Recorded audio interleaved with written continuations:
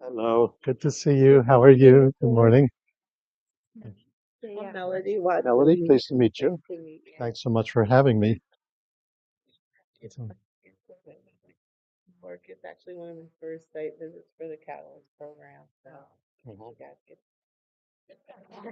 So you're based at HRSA, is that right?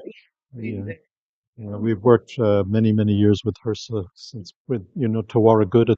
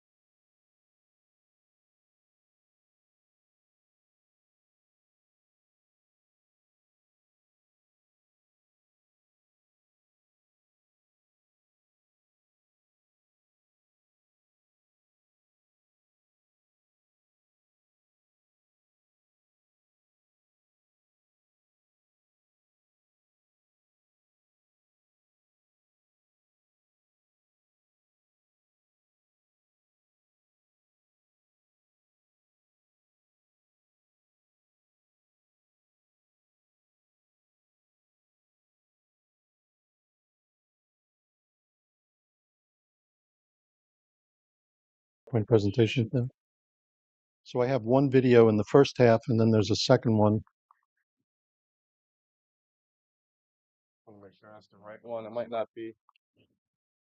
Okay, all right.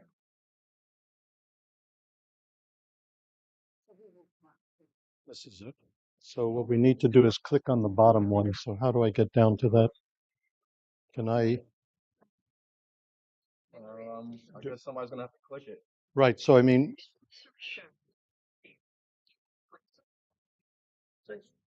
so is there a way to project that onto the screen?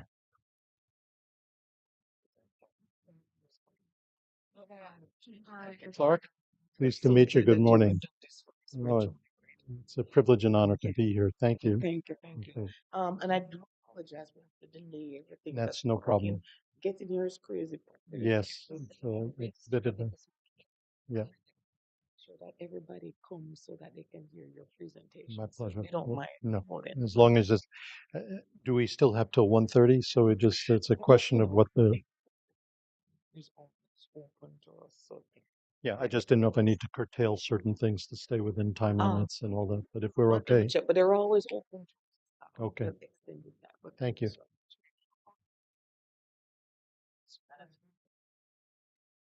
So you were able to project that there. Do we have to toggle something or, You're gonna have to have somebody. Yeah. Tariq, make it, so he's able to get it onto the screen, but we need to have someone What do you mean, toggle. the audio? The video will come from here onto the screen, but to toggle between the PowerPoint and that, something needs to happen, I think. Okay, you know what? Let me download the video and have it like embedded into the PowerPoint. So I don't have to go to the browser. It is in the PowerPoint No, embedded, but that's no. just the link. It's not Oh. Can I have the? Just trying to find this guy. If you want my thumb drive, that's another place you can get it from. No, the video is still like on YouTube. Hmm. We want to have the video like off YouTube. So So for now, you could do two things. You could listen. What he's saying is it's gonna work. But I always like to have different options. So Right. you have your video queued here. then just So do I have to lower it? Do I have to reduce it and minimize it and then come back up to this? Yeah. Or- What you can do is we can start from here. So where's your clicker? I don't know if are you gonna be able to advance this yet? No. No, it has to, no, it has to go, Yeah, onto, Okay. So now nothing. go back. One, two more slides. Oh, well, you can move it. yeah. So let me just get it into presentation view for you. What slide number is this? Can I know? Let me see which slide has the video? It's not this one. Let me keep going. It's much further down.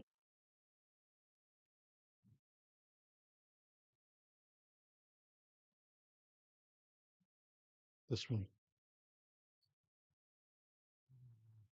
You want me to tell you the number?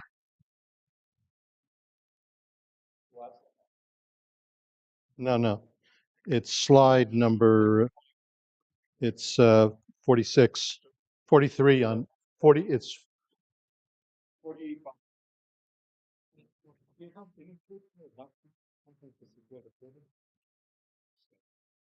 yeah, it's 45. I'll be okay with this. So we just, Can we run the cable from behind so it doesn't drip off? I'll be okay. I hope, the last words. Should I go back to the beginning now or? Yeah. Thank you.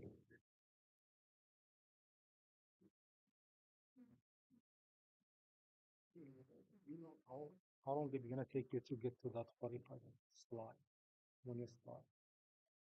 Well, we have, the first part was supposed to be an hour and 15 minutes, so I was figuring it would be about 35, 40 minutes in. Yeah, I'm gonna try to download the video Okay, and embed it to the video. that's so I fine. don't have to do And then there's a second video, which is like 3 minutes in the second half. It's the, what's that? We haven't looked at that one yet, because that's later. Here's what it looks like.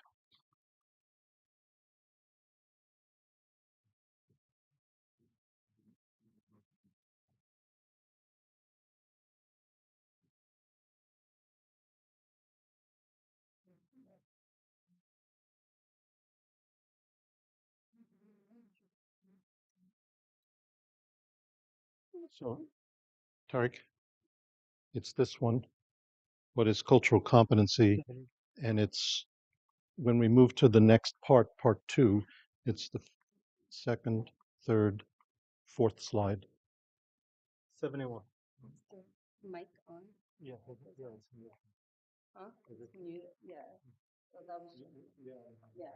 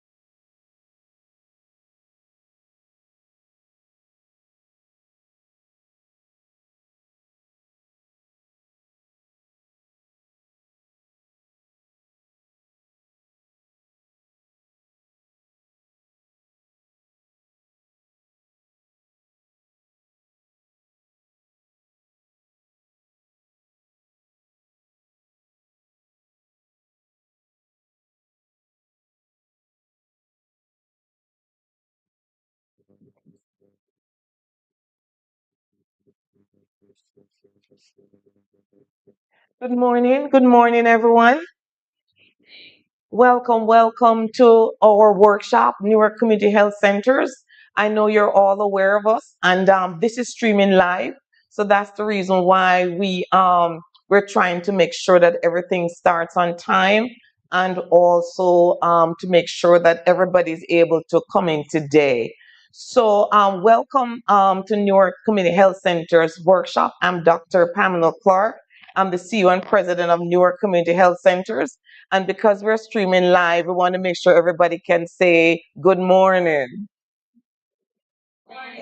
Awesome. So we want the live audience to know that they are live.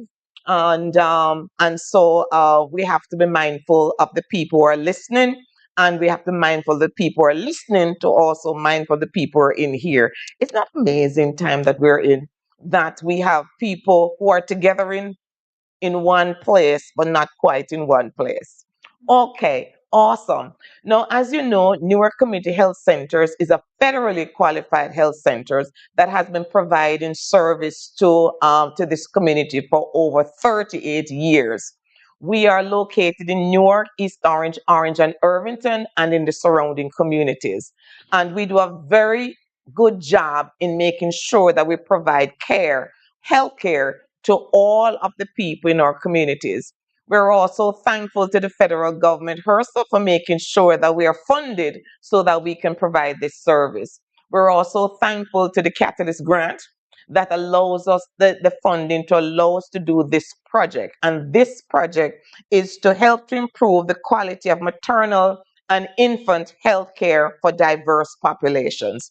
This is an awesome program because, as you know, we live in a time where healthcare outcomes is such a serious issue. It is an issue with women's health. It is an issue with men's health. It is an issue with children.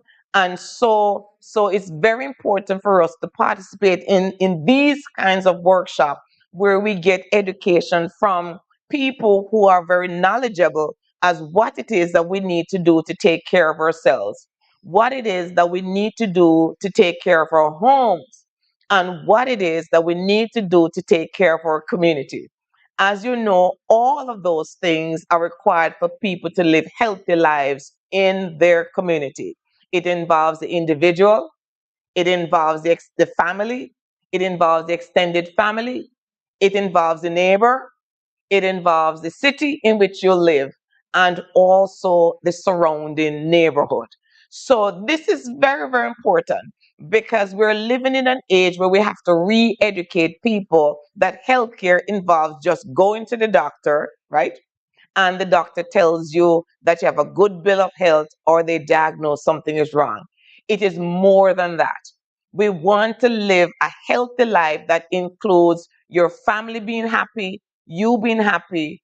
Everybody surrounding you must be healthy and happy, and they must move about in a way that allows you to have a stress-free life so that you do not develop all those bad things in your body that will make us sick. All right. So today we have an awesome presentation from Dr. Robert Light. He's an amazing person. He's an emeritus professor and the founding director of the Center of Healthy Families and Cultural Diversity in the Department of Family Medicine and Community Health at Rutgers Robert Wood Johnson Medical Center. Is that a mouthful? I'm going to say it again because when you have such a powerful speaker, you have to make sure you understand exactly who he is. And so I said it quickly, but he's the founding director of the Center of Families, Healthy Families, and Cultural Diversity. And most importantly, he's from the Department of Family Medicine and Community Health at Rutgers Robert Wood Johnson Medical School. So without further ado, I'd like to introduce Dr. Light, and I would like him to come before he starts to just tell you a little bit about himself and what is it that he's trying to do, what's his goal, what is he trying to do for the community, and after that he'll go straight into the presentation. So without further ado, Dr. Light. Thank you. Oh, Good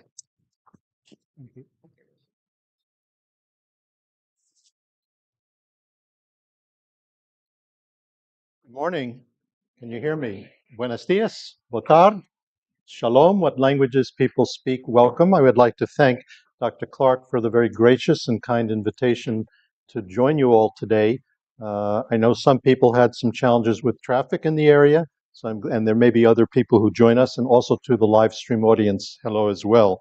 I'd also like to acknowledge two folks who are here with us today. Lucy Garcia Brown from the Mayor's Office in Newark. Thank you for being here. And also Melody Webb from HRSA, the funder to the New York Community Health Center. Before I get it, there's an old definition of an expert, which is anybody who comes from more than 20 miles away. And so there's a lot of expertise right here in the room and right here in the audience. So I'm just going to share my own perspective on things, but ideally we can have a dialogue. And I would also say a little bit about my own background. I'm a family physician. I have a background in medical anthropology, but more importantly, I come from a multicultural family as well. My wife is from the Azores, Portugal. We have an adopted son from Brazil. I'm a white Jewish American guy, whatever that may mean. And so many of us come from diverse family backgrounds. Much of the work that I've done over the years has been in other countries, as well as here in New Jersey, with the Zuni Indian tribes in New Mexico. And so the whole issue of how do we care for people from different backgrounds has been part and parcel throughout my life, teaching medical students, residents, nurses, public health professionals, and learning together. And particularly as we learn through different generations, some of the issues we're going to get into today may be sensitive, may be triggering issues. So I hope that we can have a safe, brave, inclusive, and mutually respectful space going forward. And particularly important in what is often a very anti-DEI environment that we currently live with. So those are just some brief comments that I would share. There are two parts to the talk.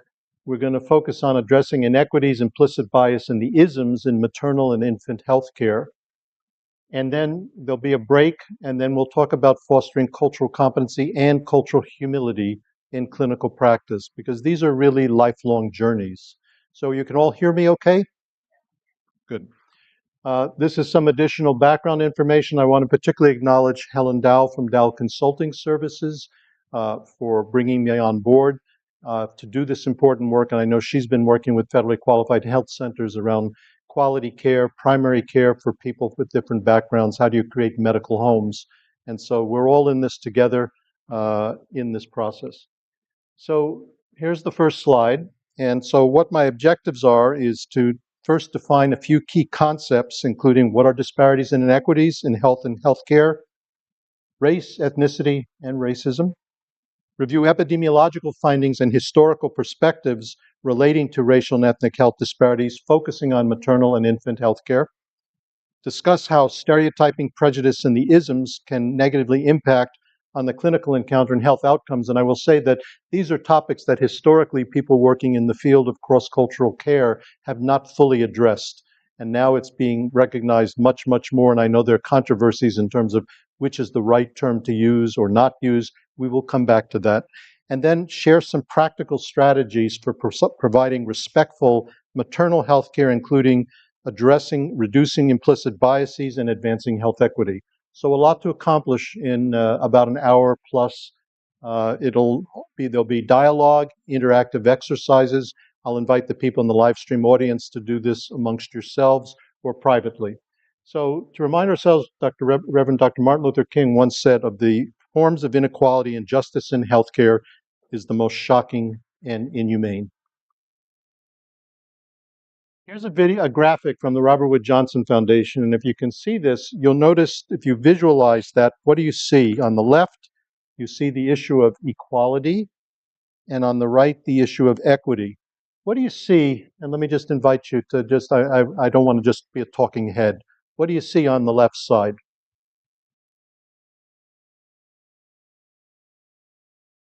People, right?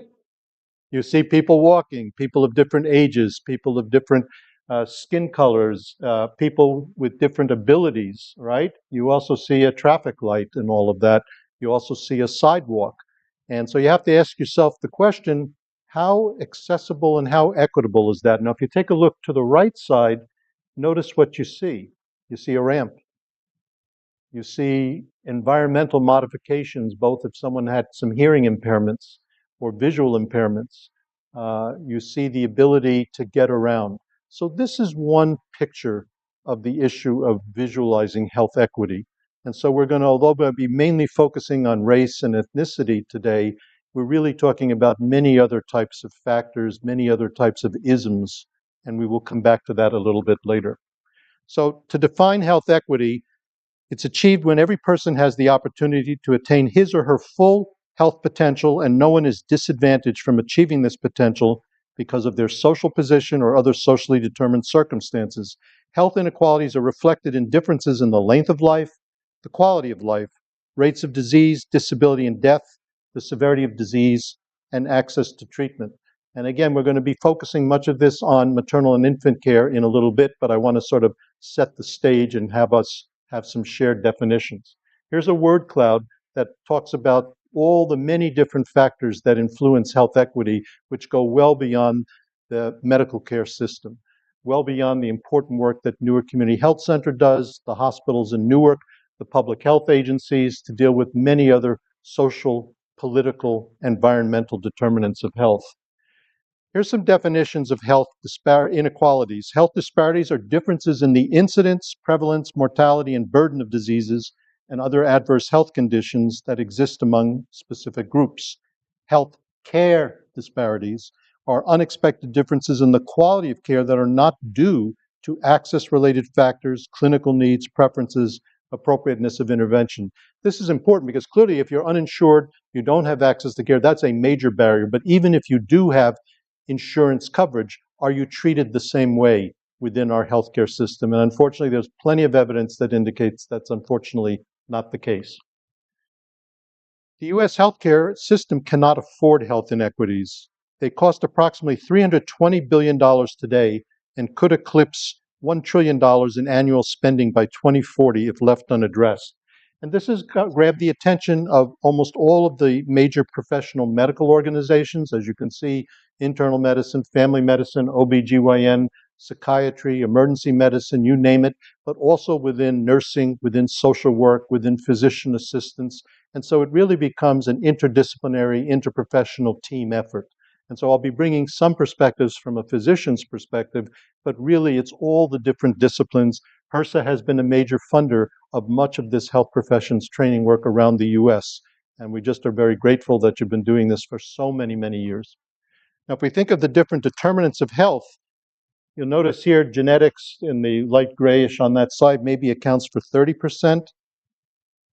10% is what we do in our healthcare. So we play an important role, but we're not the major determinants of health status. Individual health factors play a major role, maybe about 40%. So the whole question of what do people eat? Do they come for immunizations? But also it's fine to say that, but if you don't live in a safe place, if the environments don't, if you have what are called maternity care deserts or food swamps, all those things going on, that will also influence what's happening. So although you see this circle, these are really permeable boundaries between things. And so it's just one way of thinking that we really have to intervene is often the environment and also within the individual factors through health education, prevention, et cetera. Then there are causes of health care disparities, things that patients are involved with. So what can they or do they do or not do? Do they smoke? Do they overeat? Do they eat things that are not as healthy? Do they get the necessary exercise? But again, we're not here to blame people because a lot of it depends on the environments and opportunities that they have. Does our health system create barriers to coming in? What are the hours?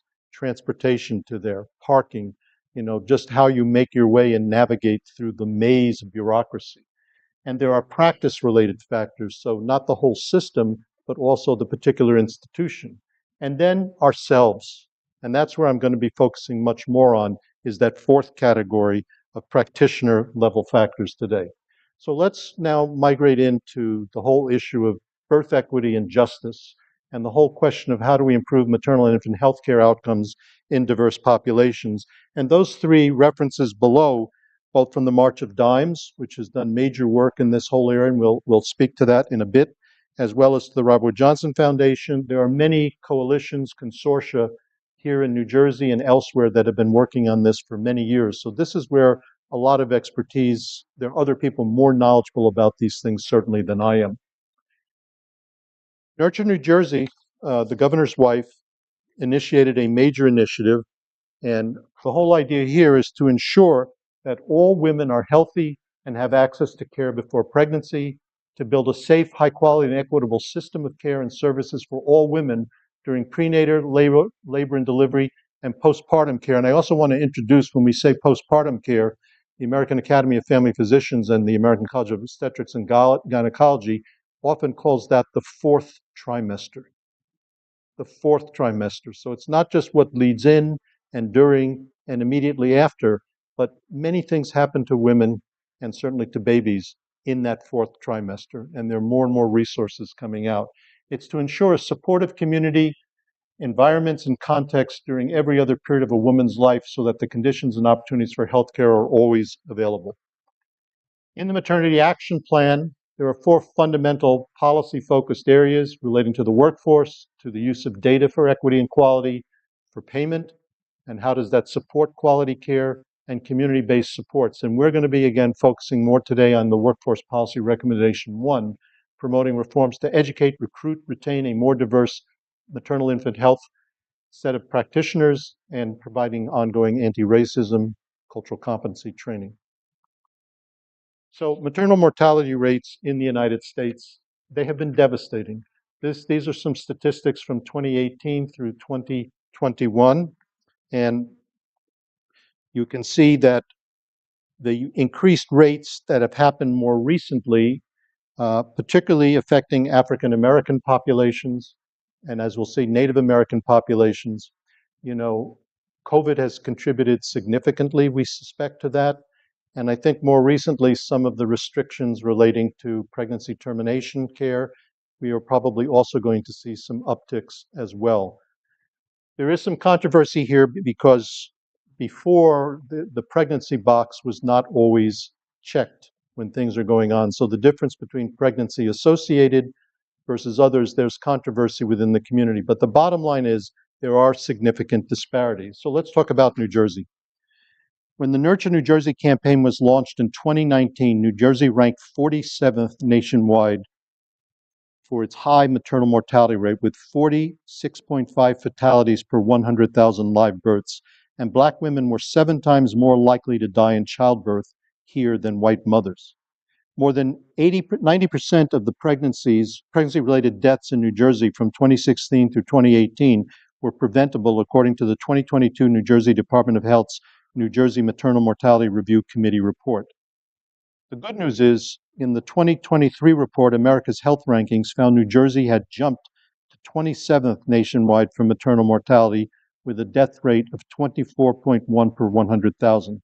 Significant improvement from the 2019 findings, but most neighboring states placed much better. Pennsylvania ranked 6th, Delaware 15th, New York 16th, and the national maternal mortality rate was 22.4.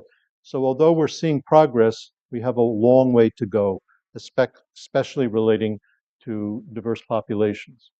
These are the top causes for pregnancy-related deaths in the U.S. reported: cardiovascular disease, non-cardiovascular disease, infections, sepsis. You can read on from there.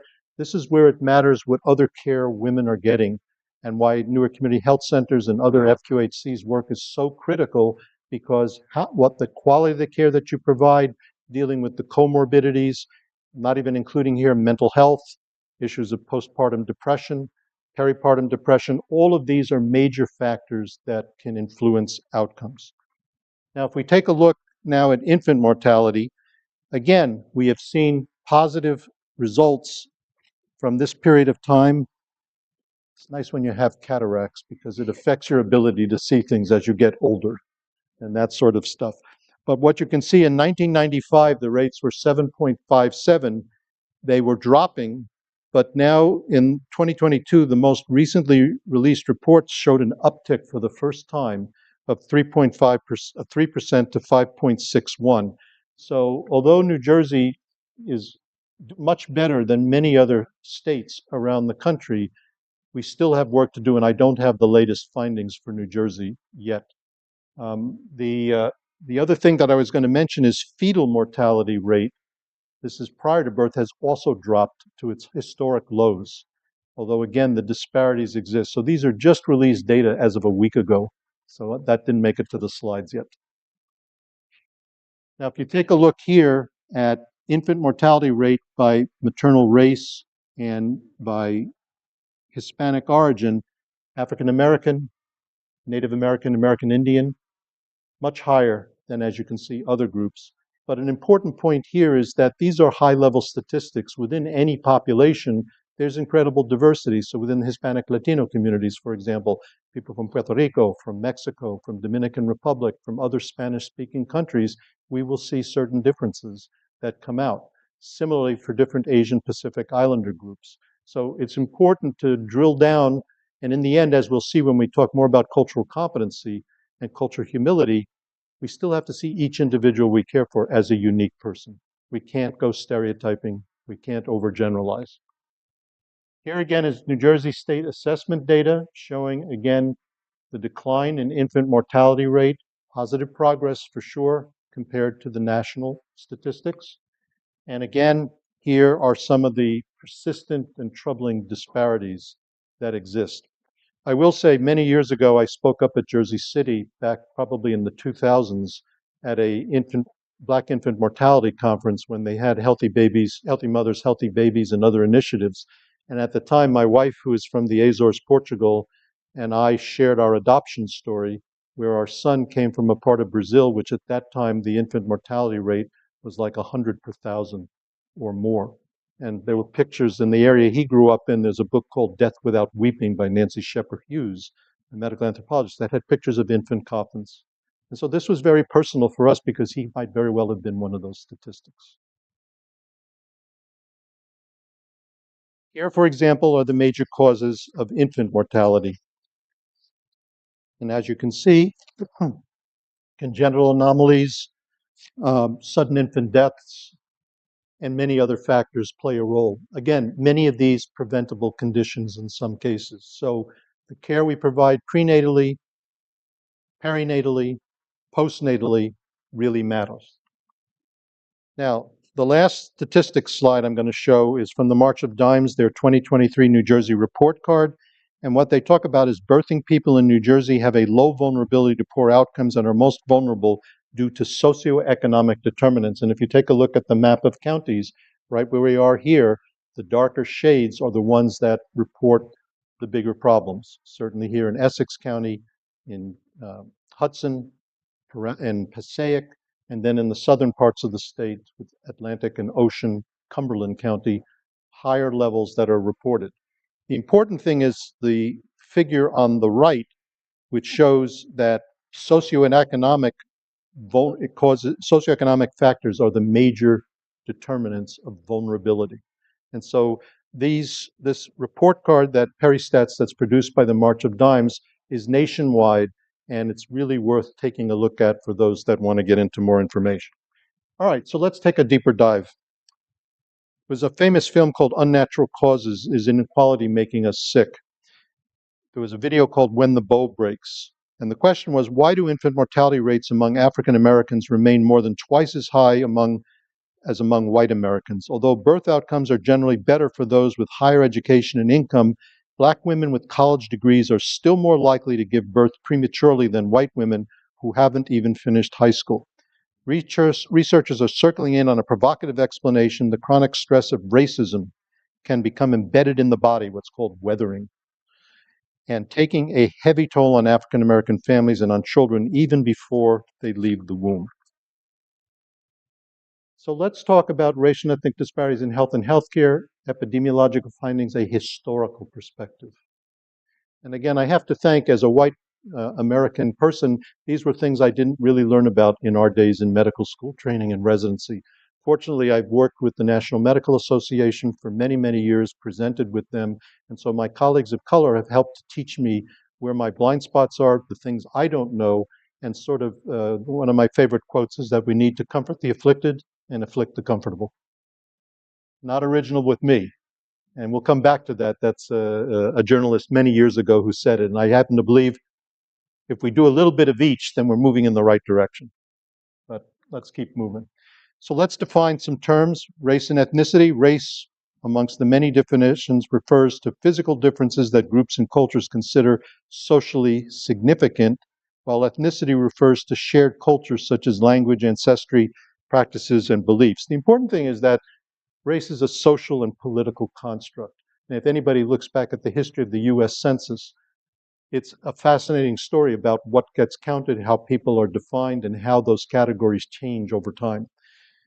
Racism bigger topic, a system of structuring opportunity and assigning value based on the social interpretation of how one looks, which is what we call, quote, race, that unfairly disadvantages some individuals and communities, unfairly advantages other individuals and communities, and saps the strength of the whole society through the waste of human resources. Very pivotal definition that Dr. Kamara Jones, and I'll show you, we're not going to have time to look at a video where she really puts a face on this and makes it come alive. Now, there are many different definitions and types of racism, and I'm not going to go through all of these. Many people think on the bottom left, interpersonal racism, the sort of issues that go on between individuals, between groups and people.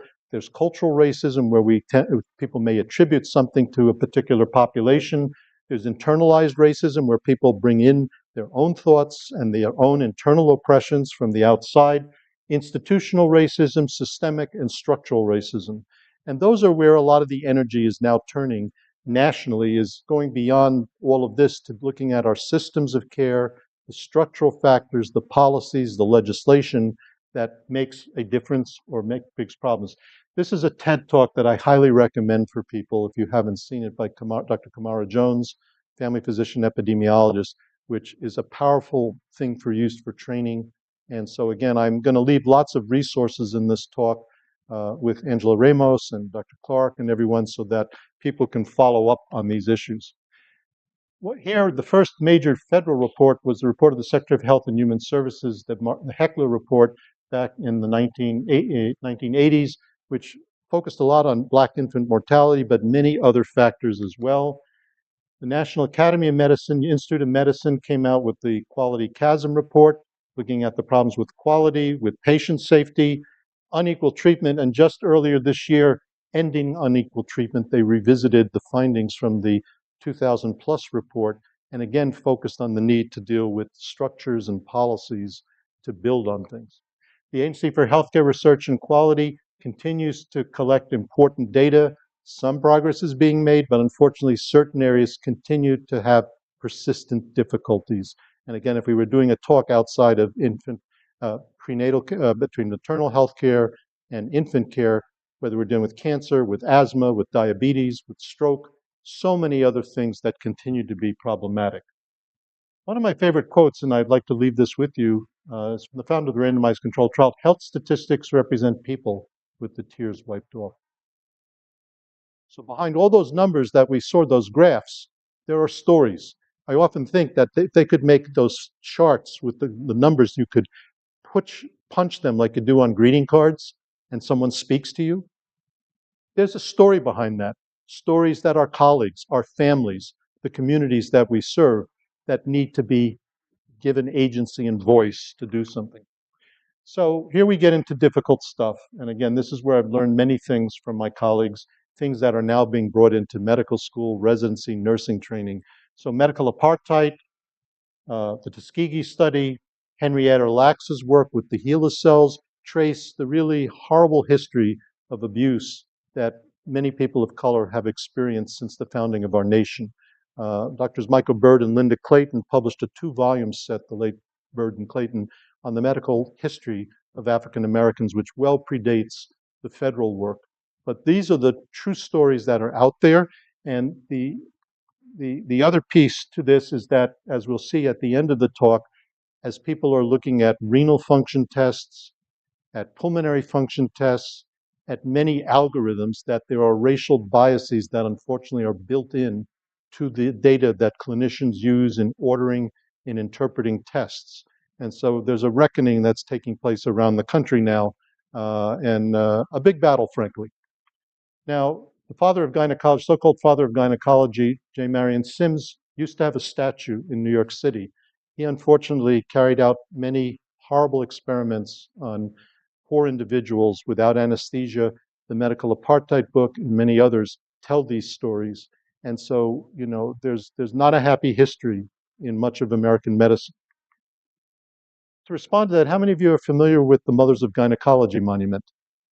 Good, several. So I told you you're already experts, right? I don't have to be covering this, right? But the point is that Michelle Browder wanted to give voice to Anarcha, Lucy, and Betsy in this monument. And so this is a testimony with the archives and the histories about the blood, the pain, the loss of agency and autonomy, the shame, the reproductive injustices that were there.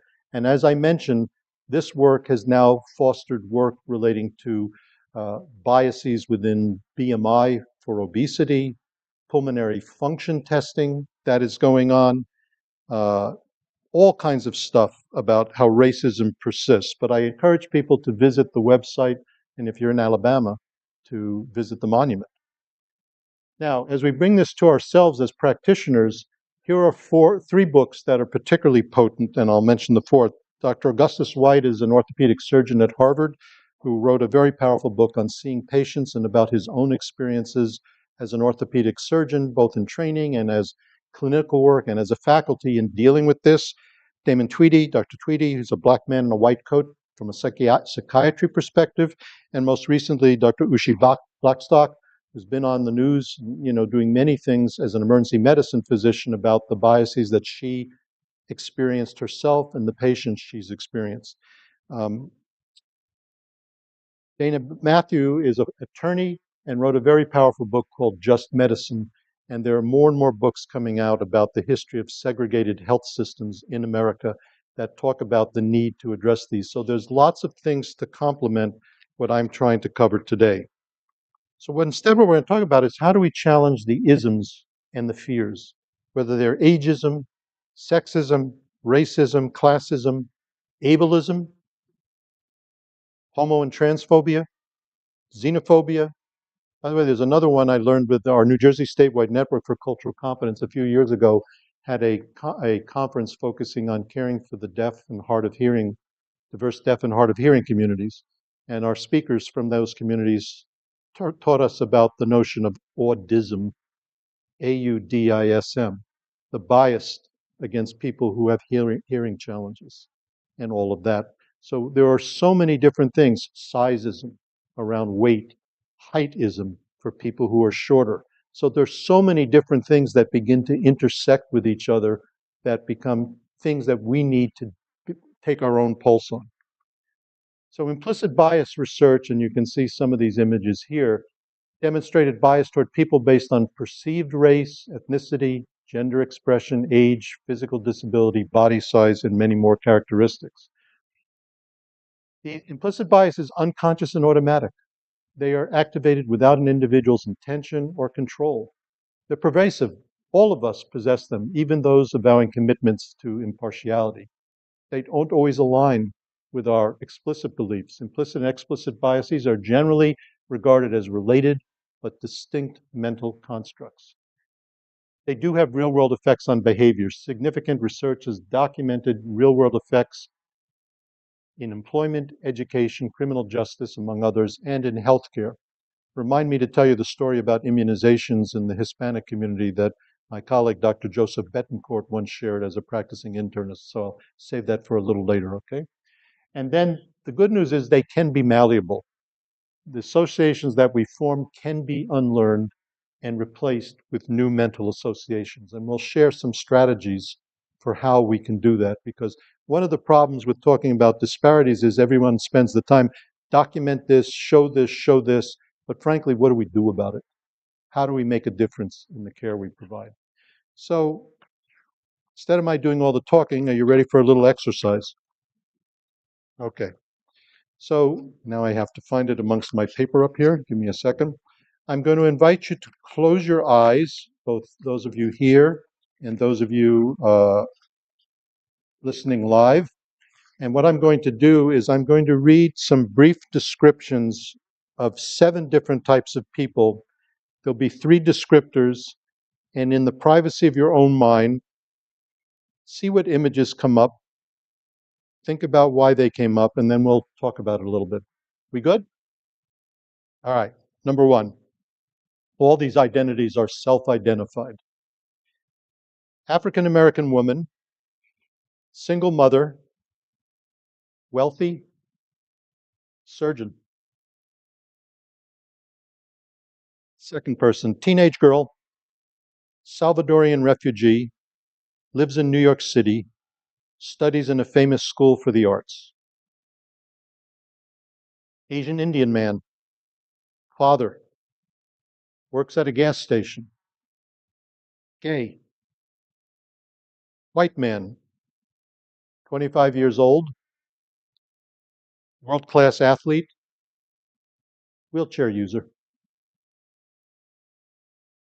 Latina woman, weighs more than 200 pounds, photographer, full figure plus size model. Person named Sam, middle-aged stockbroker, divorced, trans woman, male to female.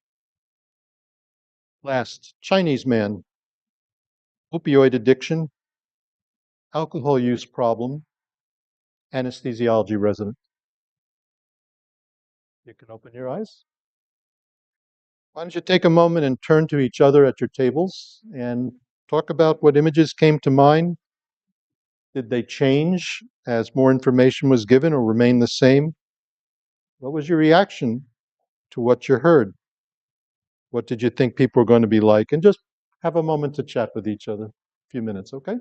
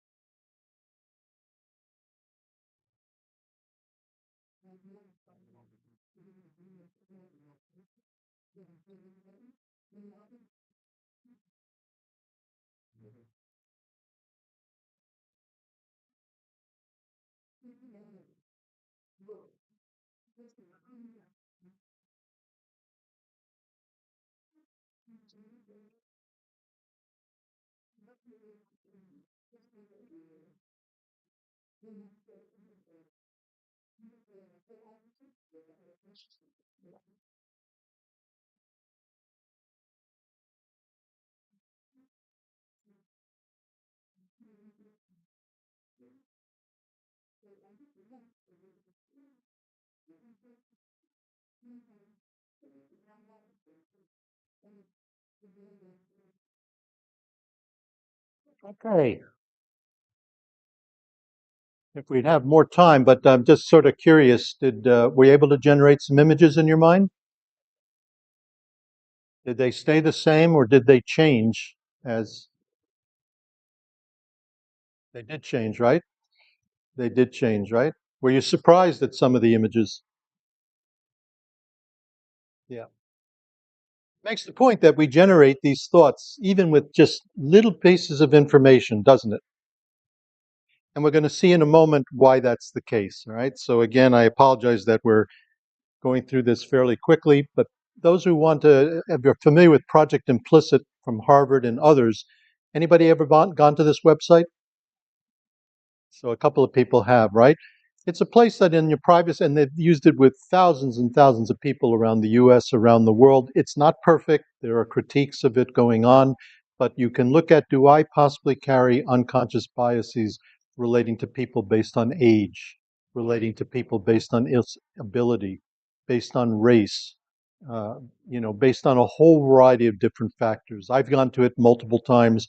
We've had our medical students go to it and others, and it's often very surprising about what comes out.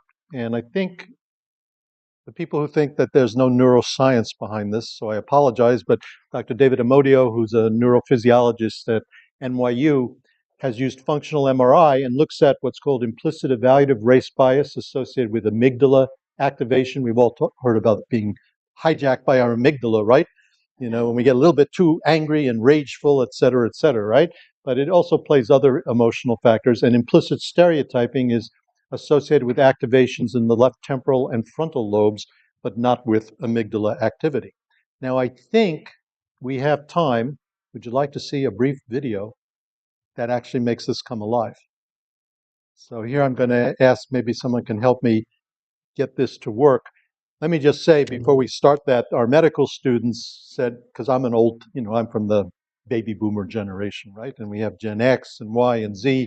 And sometime back they said, I think all this stuff is not as relevant for us because we grew up with lots of diversity. So we're less biased. And perhaps that's true, but let's see, in fact, what came out in the studies that are reported on in this video. So we're gonna see if this works. Sure, millennials, young people between 18 and 35, I mentioned a few minutes ago, compared to their peers, are racially diverse and more accepting of other races. Or surprised and frankly upset. Gonna see if we can get that to work on the screen for everyone to see.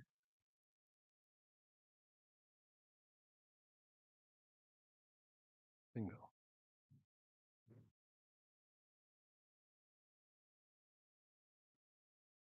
We're doing okay?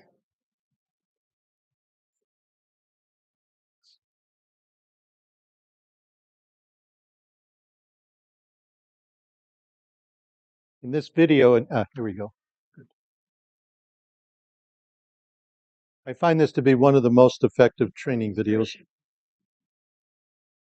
18 and 25, which I mentioned a few minutes ago, compared to their peers, are racially diverse and more accepting of other races. Were surprised and frankly upset by the University of Oklahoma students who were caught making racist chants in video.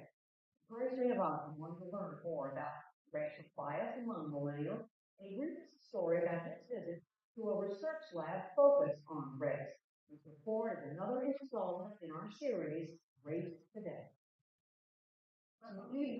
This racism in this particular generation, many millennials were shocked this month by the blatant racism shown in this viral video of the fraternity at the University of Oklahoma, coming from people their own age. In no way, shape, or form should that video represent a generation as a whole. Generation. No means racist, by no means how prejudices and if they do, carry stereotypes with them, are intelligent enough to not waste them to anybody. But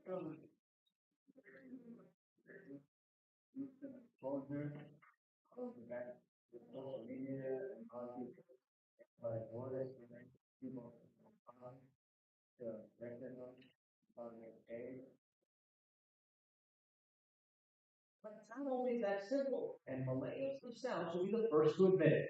There is less racism, but the racism that does still pervade, everyday interactions with people. It's so much more subtle and quiet. It's almost like I don't know people. Oh, hey, Shaquana, how are you? Welcome to the office.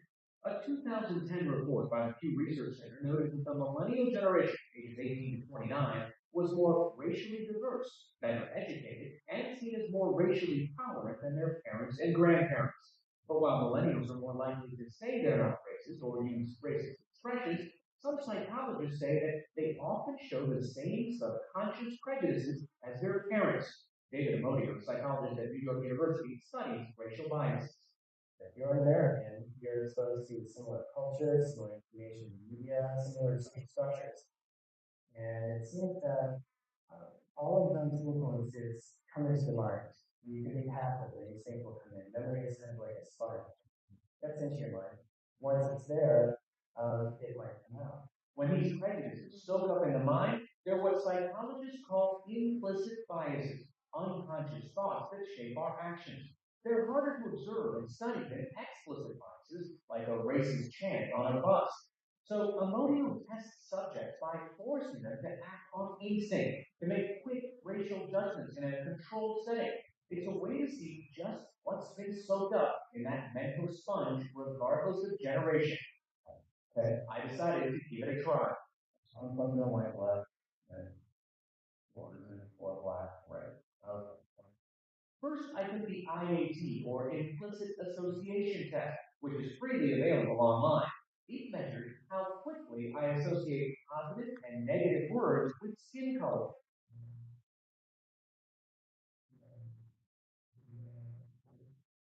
A more difficult exam.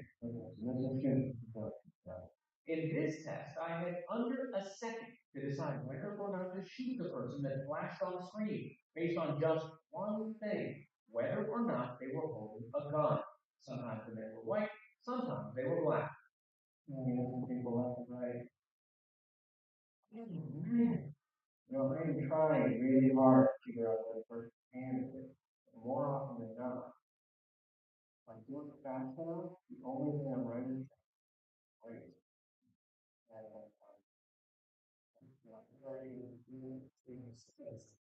Computers in the next room tracked exactly where my eyes were looking on screen to measure what I actually saw before pulling the trigger or deciding not to.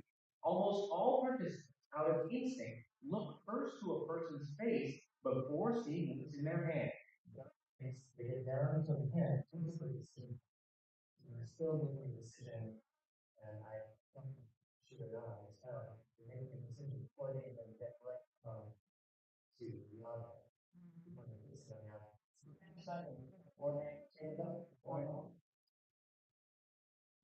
We'll get my findings in a minute. Other tests track in real time exactly what parts of the brain are activated when making these race-based decisions. So why does this matter? Research finds that implicit biases are not just an issue between whites and blacks. It exists among all races.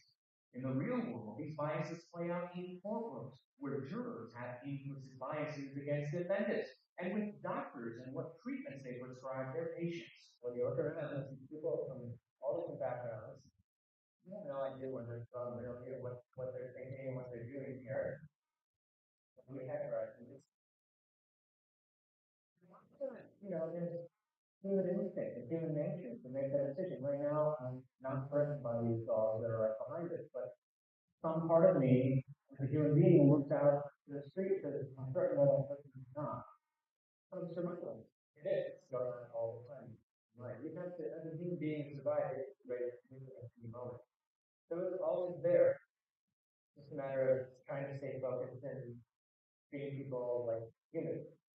And in this increasingly virtual world, our biases, explicit and implicit, follow us online, where many millennials spend much of their time.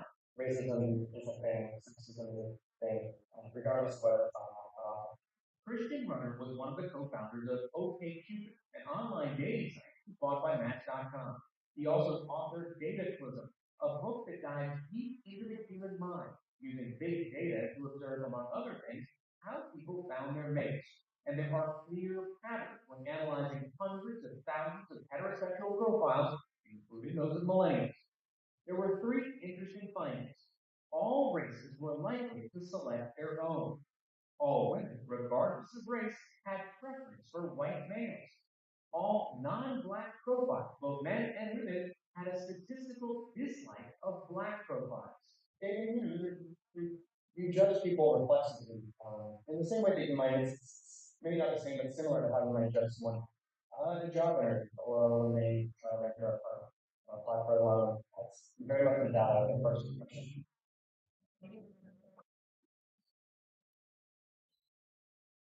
You just speak on that. They said, young.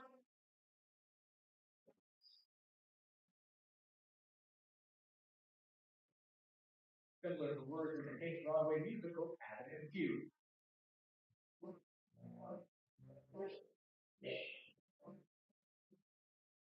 Including, it turns out, me. Interestingly enough, Amodio's first test results found that my sentiments actually showed a slight preference toward black faces, that I had no problem associating positive words with darker skin.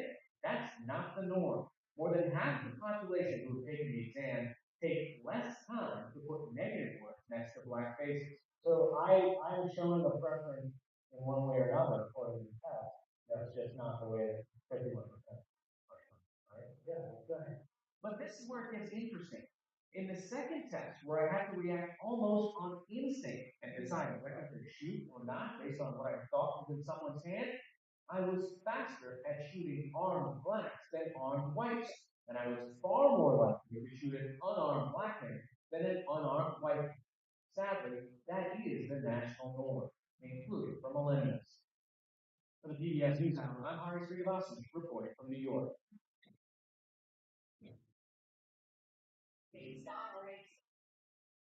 For more on our series Race Today, please visit our homepage at pbs.org/news. So what'd you think? Compelling, right? Yeah. I will say that again, the IAT test, the School year, we need more teachers This- That's not part of the talk, but that's okay. But the stability of the IA test findings can vary depending on how you lead into it, and there is pushback to some of the findings that are there. So again, it's just something, but you can see how sophisticated some of the studies are now getting. And the good news is that, for example, the famous doll study that took place in the 1950s, where young kids were showed dolls, and there was a preference for the lighter skinned dolls versus the darker skinned.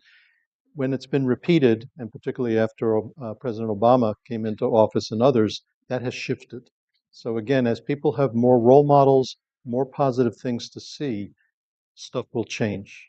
And so again, that's where there's plenty of hope. So disparities in the clinical encounter, I'm going to try to go through these remaining slides as quick as possible so we can take a little break and then come back for the second part. But the question is, how could well-meaning and highly educated health professionals, that is all of us, working in our usual circumstances with diverse populations, create a pattern of care that appears to be discriminatory? So people have thought, is it bias? Is it uncertainty? Is it stereotyping? With regard to bias, there's no evidence that suggests that providers are more likely than the general public to express biases, but some evidence suggests that unconscious biases may exist. Uncertainty can be a role, particularly when you're caring for people who are different in terms of cultural and linguistic background. You may change how you approach their care when you're not sure what's going on. Stereotyping, we, like everyone else, use these cognitive shortcuts. They're oversimplified, they're usually negative beliefs, they can have powerful effects, and so you were going to remind me about the story with immunizations, right? So Dr. Betancourt, who's actually now president of the Commonwealth Fund, once told me when we were working together years back, it would be flu season like it is now, right? And he had a large number of Spanish-speaking individuals coming in, and he would offer the flu shot to someone, and the first person would come to Senor Jose, I'll just make up the name, we have this flu vaccine, would you like that? No quiero, doctor. He goes to the second one, gives an explanation about the pluses, potential effects, no quiero, doctor. The third, the fourth, the fifth, similar things. By the time he got up to the ninth person, he said, I have this flu vaccine to offer you, but you probably don't want it, right? No, of course not. Each person is an individual. But the problem is when you keep running into certain situations, you can begin to form stereotypes and make certain assumptions. And we're all prone to it. And it's particularly clear at the bottom part when you're under time pressure, which we all are. We're dealing with electronic records. We're taking our work home with us at night. All those challenges that are taking place, resource constraints, high cognitive demand. That's the nature of what we do, particularly in primary care settings, particularly with the patients that we care for. Now, let's segue this discussion more specifically again to maternal health care, infant health care. Many women report mistreatment during pregnancy and delivery. I'm just going to read some of this. There was an earlier report led by Bowser and Hill that explored evidence for disrespect and abuse in facility-based childbirth from 18 countries around the world, from a USAID project and the Harvard School of Public Health. And in April of this year, JAMA reported that 13.4% of birthing individuals had experienced mistreatment as they perceived it. It was particularly high for those who were not married, were on Medicaid, LGBTQ backgrounds, had obesity, history of substance use disorder, mood disorders, intimate partner or family violence, or unplanned cesarean sections. If you take a look, 1 in 5, 20% while receiving maternity care, 1 in 3, about 30% of Black, Hispanic, and multiracial women reported mistreatment, 45% of women held back from asking questions or sharing concerns during their maternity care. Now, this has led to a major international initiative called the White Ribbon Alliance. Has anybody heard of the White Ribbon Alliance? Okay, so some new information. It was established in 1999 in a variety of countries, including the US, and they advocate for maternal health and a focus on ending maternal mortality and improving the health of mothers and newborns. The idea of safe motherhood going beyond physical safety, led in 2003 to the creation every April 11th of National Safe Motherhood Day. And in 2011, a charter for respectful maternity care based on human rights paradigms from the United Nations and the World Health Organization extended that to the idea of reproduction, pregnancy, and childbearing. And these are some examples of resources that you can get online, because what clinics are doing, hospitals are doing, much like when you have baby-friendly hospitals, and dealing with breastfeeding and lactation issues, is how do you bring into your practice the idea of respectful maternity care? And these are from the Universal Rights of Childbearing Women. If you take a look at this, it's dealing with physical abuse, it's dealing with non-consented care, it's dealing with disrespectful care, bias and discrimination, and these are the corresponding rights that go along with this, that organizations need to really embed into their DNA, into their way of doing things. And moms deserve respectful and equal maternity care. Here's an evidence-based report that was just published recently by the Agency for Healthcare Research and Quality. There are different definitions about what does respectful maternity care look like, but the fact that human rights perspectives are being brought into what we do in caring for patients can make a difference. And that's an active area. Now, here in New Jersey, Governor Murphy signed legislation requiring maternal health care professionals to undergo explicit and implicit bias training on May 11th. Particularly those working at hospitals or birthing centers having explicit and implicit bias training. We are not alone in terms of this. There are additional states, California, Maryland, Michigan, Minnesota, and Washington State. The New Jersey Hospital Association, the New Jersey Department of Health actually has an e-learning program, which my colleague Zenaida Steinhauer has been involved with, and others at the Department of Health. And also the March of Dimes has a program. It turns out this July 24th, the Attorney General in New Jersey just promulgated, there's a new Federal Register rule that will require implicit bias training for anybody taking care of pregnant women, not just in birthing centers and all that. So I think the comment period just ended for that. I believe it's 2 credits. And so, as you can see, this is spreading to not just birthing centers, but recognizing implicit bias. Again, there is also pushback because there are organizations that claim that this is the wokeification of medicine. And I'm not going to go into the detail on those organizations, but they have developed competing CME programs because they don't buy into some of the evidence that's there. And it's quite possible you may have practitioners, although less likely in a federally qualified health center, who have questions about all of this. So how do we overcome implicit bias in healthcare? Strategies include understanding the perspective of others. You've been sitting for a while, so I got a quick exercise. I want to invite you to stand for a moment. And I'd like you to raise whichever arm you prefer above your head. It's always good to have a little kinetic exercise. And I want you to go around clockwise, looking up. Now slowly bring your hand down and keep spinning it. And now look down. And which way is it spinning? Yeah, let's do that again now, right? It's going clockwise. And now you bring it down. And it's now spinning counterclockwise, anti. So what's going on here? It's about perspective, right? The perspective we bring, the perspective of the people, and we don't have to hook ourselves up to any of Dr. Amodio's functional MRA scanners, right? But the point is, it's about the perspective of the people. So if we spend our time, we can have a seat again if you like. There's also the idea of emotional regulation skills, taking our own pulse.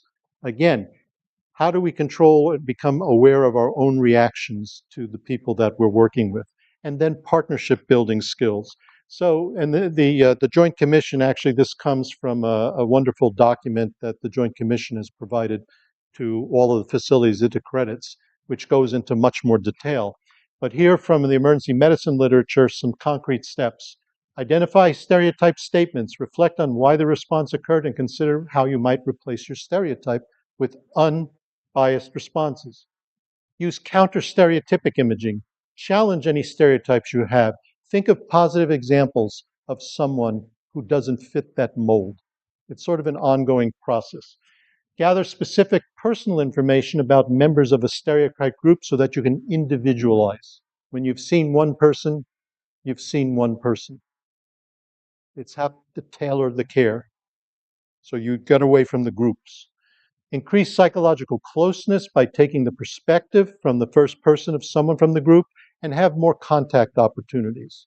So the more times you have contact with people from diverse backgrounds and you get to know them human to human, okay, that's what person-centered, patient-centered care is about. It's about tailoring what we do. So now we're going to do this together.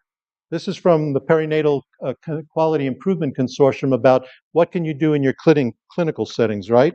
So what's on the left? Read that out loud. Set limits. Allow only racially respectful speech and action in your workspace. What's the next one? Plan how to act and to disrupt conversations and behaviors that are disrespectful, racist, or humanizing. Be bold, clear, and straightforward. Discuss why you are concerned. Say you're sorry. Change your behavior. Ensure reconciliation if you said or did something that perpetuates the isms. Be courageous. Become aware of your biases. Seek feedback. Collect data.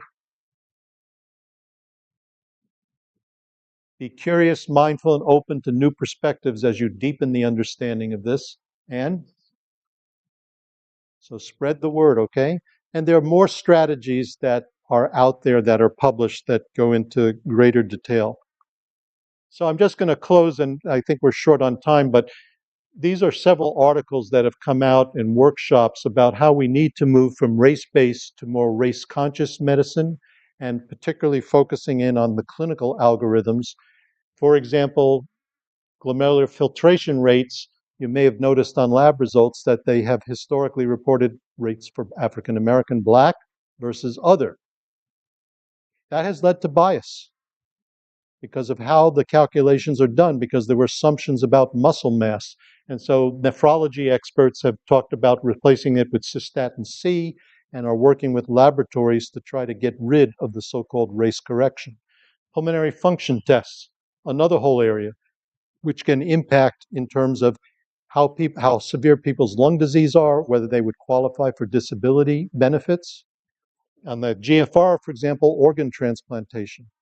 They've revising the criteria to move some people who maybe would have qualified earlier to be able to get it because these formulas disadvantaged people. Similarly, for hypertension, cardiovascular rhythms, it's also true for osteoporosis. Again, I don't have time to get into all this. I will say, for example, particularly in OBGYN, vaginal births after cesarean sections, the formulas that historically have existed made it less likely for African American women to be offered a trial of VBAC. And so it's being questioned. And for children, for stones, for urinary tract infections. So there's a large literature coming out that is really calling into question and saying our laboratories, our facilities need to look at the science and the history of where these things unfortunately came from, some of which go back to colonial times, some of which are tied to the whole studies of scientific racism that have existed. Here's a toolkit that has all kinds of things that can be very helpful at Newark Community Health Center that is free online. I think this is still the HRSA blueprint, but I'll defer to Ms. Webb. I'm not positive. But when we presented a whole thing with folks from HRSA at our New Jersey statewide network for cultural competence some years ago, you'll notice health equity, access, systems integration, cultural linguistic competence, which we're going to get into in the second piece. And then another website which takes us much deeper into what's called structural competency, which is we can do all this within an organization, but how do the systems and the societies we live in really create these problems? So this gets very powerful, very provocative. So here's my pretty much last slide, and I'd like you to dissect this with me. You've probably seen the slide of a group of kids who are looking at a baseball field or a sporting event, and what is equality and inequality in that. Well, if you take a look at it's apple picking season, right? So hopefully everyone's getting healthy apples and stuff like that. But if you look on the left, is that inequality? What do you see on the upper left? Only one child's getting apple, and the tree is a bit bent and all that, right? It's tilted, all right? Now, let's look at the one in the upper right. There's equality, right? At least in terms of they both have a ladder to stand on, which is the same size, right? But is it, and he's got a bag there too, and it's coming in, and the other one looks kind of frustrated on that one, right? Let's go to the bottom one on the bottom left, equity. So what happened there? Bigger ladder, right? So they're able to reach that. But is that really, because that's often where this finishes, right, with that so-called equity. But what's going on in justice? They finally fixed the tree as well, right? As to how did that thing get set up there in the first place. So we got to strengthen it and do a lot more with those kinds of things. Now, there are other pictures similar to this. There's one, if someone has a wheel, if you have a fence, you have a ramp to get up of it if you're a wheelchair user, or for example, you may not even be on a level field. What if you're down in the ground in a pit? Stuff like that. But I think we could spend a lot of time really diving into this particular slide, because let's think about how this applies to maternal and infant care. I close with the Holocaust writer Elie Wiesel: the opposite of love is not hate, but indifference. How do we wake up? How do we wake up? I know for us, we have Rosh Hashanah coming up, a Jewish religious holiday, and the shofar is blown at that time. And there are many different symbolisms, if you don't mind my speaking on that, that it can be a wake-up call. It can be looking into oneself. It can also be a call to action. And so there are many different metaphors across all the different religious and spiritual traditions that can help us move in this direction. After all, I think it was in Deuteronomy that it was justice, justice shalt thou pursue. And that's part of what this is about. So let's take a 5-minute break. Okay? And then we'll come back for part 2. Thank you.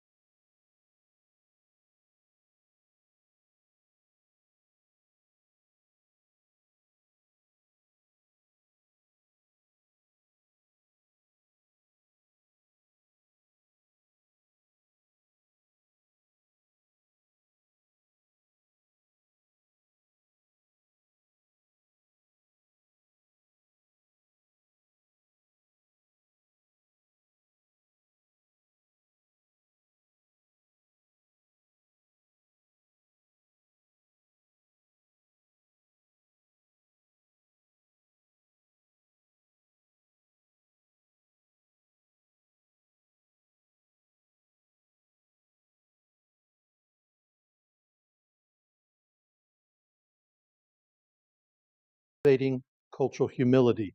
There's all kinds of concepts out there: cultural sensitivity, culturally effective, culturally syntonic, culturally able, cultural intelligence, cultural affirmation, culturally responsive, culturally effective. It's fine and good that they're all there, they all have a place, but in the end, I'm interested in how this applies. So I don't want us to get too stuck on all the definitions that are there. We'll do it. I also want to share something called the humble model, which has been developed, and what are called the 5 R's of cultural humility that can be effectively used in clinical practice. I'm going to share some clinical interviewing strategies that I used for many years while taking care of patients, in which we share with learners so that people can teach us what is relevant to them in terms of their own ideas and thoughts, so that we don't bring in stereotypes and assumptions, because there's all kinds of websites and literature out there that says you take care of someone from this background, they may believe this, they may believe that, and that can be just profoundly dangerous because people have their own ideas about things.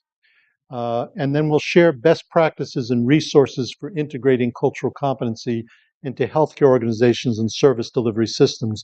There actually are lots of toolkits, assessment things, particularly relating to the Office of Minority Health's class standards, that are being used in different places. And so we'll touch on some of those, but that's a whole separate discussion of organizational systemic cultural competence, particularly focused on leadership and how we bring about changes. So I now want to share another quote from one of my spiritual mentors: sometimes it's easier to change the world than to change oneself. Now, there's a little meditation. And whether that's a meditation for someone as an individual, or an organization, or a system, something that we hopefully will come back to. So, with Tariq's help, we're going to show a brief. Now, there are many different videos out there. This one involves an adult patient, and it's okay, but I think it will make some key points about what is cultural competency.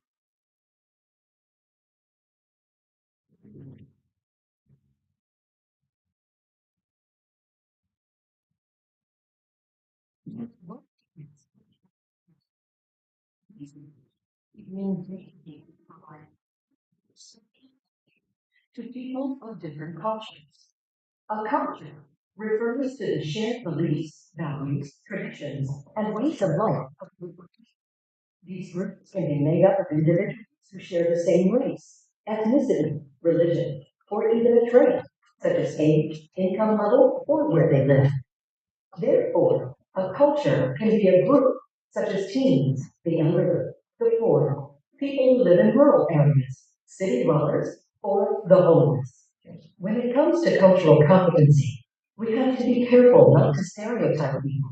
For example, just because a person is Muslim doesn't mean she will think or act like every other Muslim. There is a great deal of difference within the Muslim culture, and just because people are from one geographic area of the world doesn't mean they will think and act alike either. For instance, there are more than a dozen countries in the Caribbean region, each with their own cultural identity. So remember, each person is an individual, regardless of where they are from. Becoming culturally competent is not about learning a lot of facts about many different cultures, and it's more than just overcoming a language barrier. Being culturally competent is about being respectful, open-minded, and willing to learn as you go.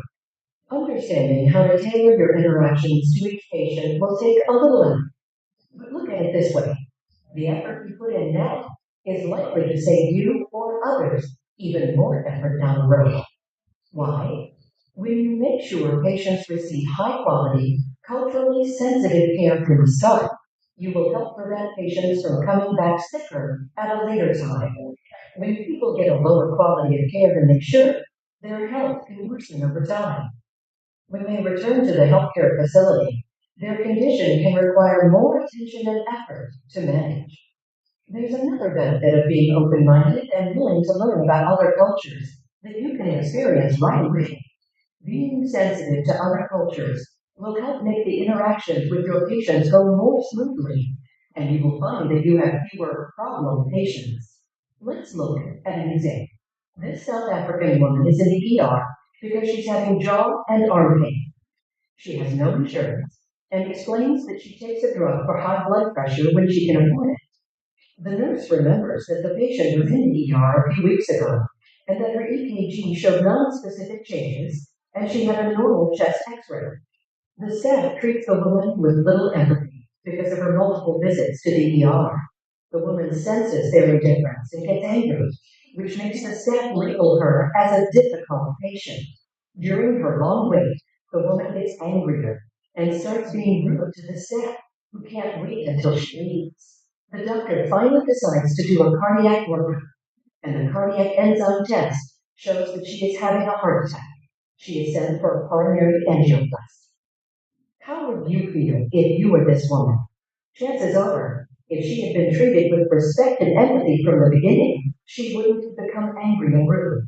She also probably would have been triaged as a higher priority, and the doctor would have known sooner that she was having a heart attack, which is no small matter. You're turning 65 or beyond, That's it. you're gonna wanna watch this. So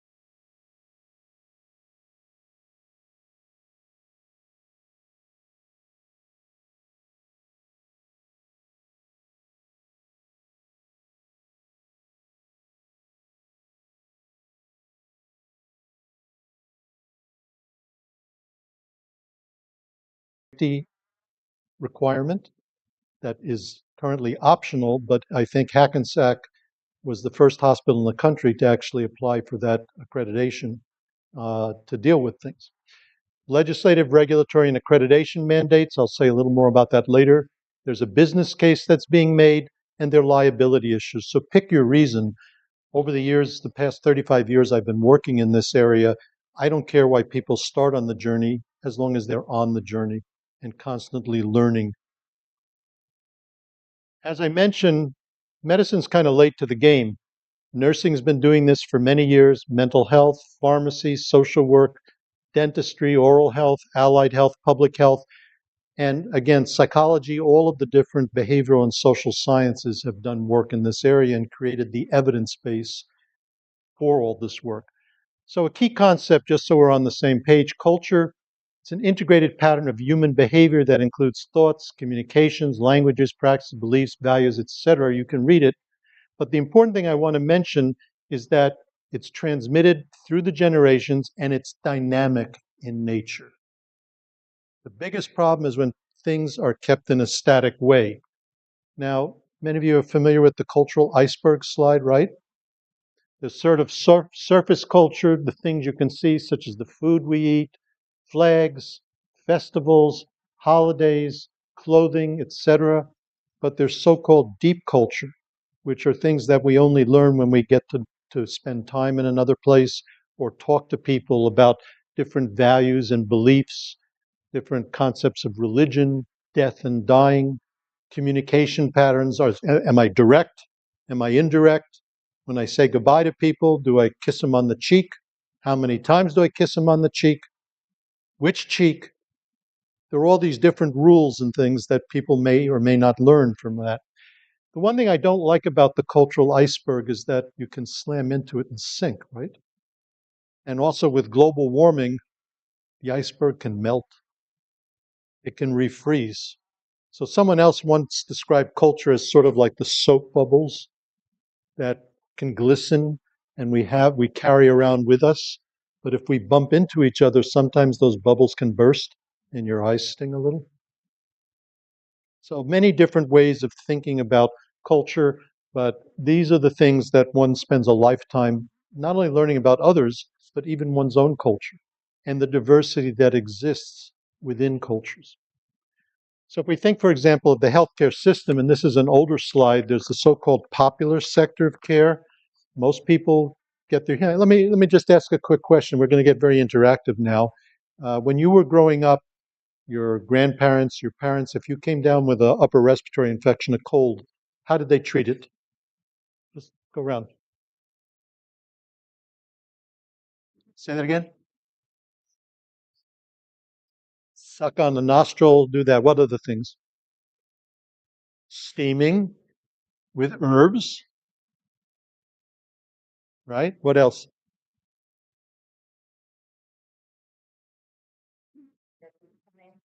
So pomadas, Vicks vapor rub, things like that, right? Anything else? Soup, chicken soup, hot toddies, things like that, right? So if you kind of go around, you grow up and a lot of things took place. Where my wife grew up in the Azores Islands, she's a nurse by background, and we have an adopted son from Brazil, as I mentioned. You know, many times people had to rely on local herbs because it was too far to come to the doctor's place. And also, interestingly, in other cultures, if people delayed going or there were transportation issues getting there, there's the old saying that, well, hospitals are places you go to die. Because by the time they got there, things were maybe more advanced. So then the hospital gets a reputation and all that. So people had to be making use of the popular sector, and a lot of things did work. A lot of our pharmaceuticals came from different herbs and things, right? We're talking today about the professional sector of care, New Community Health Center, our hospitals, etc., but the folk sector, right? So there are people in some Spanish-speaking communities that go to curanderos, to espiritistas, right? To root workers, Hungans in Haiti, in all different types of places, voodoo healers. And so people may go to them before they come to see us. They may go to them after they see us. They may go to them at the same time. What happens, for example, if someone has a seizure disorder and the person believes they've been possessed, but a neurologist thinks you have epilepsy, and the person is hearing stories from both? How do we work those types of negotiations out? How do we even learn those types of stories? And so I will share some of those tools that we have found to be helpful. But all of this is very dynamic, and it's not just unique to the US, it's in all countries. You know, popular folk professional sectors of care. So what does it mean to become a, quote, culturally competent clinician and healthcare professional? Ooh, we have a little exercise. So what I want you to do is I want you to turn to a partner, find a partner, and I would like you to take a moment and greet each other, but I don't want you to say anything.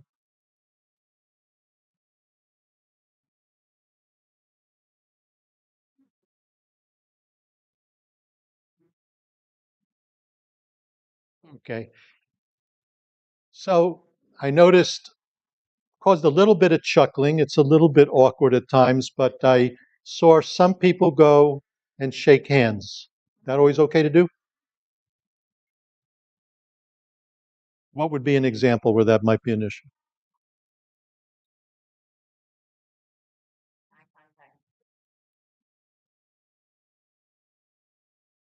So in some, more traditional Muslim, Orthodox Jewish cultures, men and women outside the family, that may become an issue. Not always.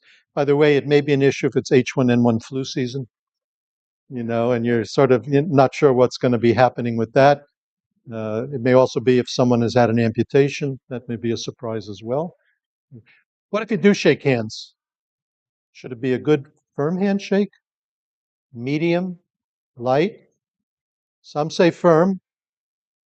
Everybody agree? Strong? What if it's not so strong a handshake? Do we judge people based on the strengths of their handshakes? What if you're taught that being too firm is not the right thing? It's a light touch or something like that. We might judge people when we're hiring, onboarding, meeting folks with that. Handshakes, tricky. How about eye contact? Do I show you respect when I look you directly in the eye or when I'm looking down? It depends. It does depend. Sometimes, and yet, if someone is looking down, we may assume that they're not paying attention, they're disrespectful. Particularly, sometimes younger people have been taught, you show respect to your elders by not necessarily doing it directly.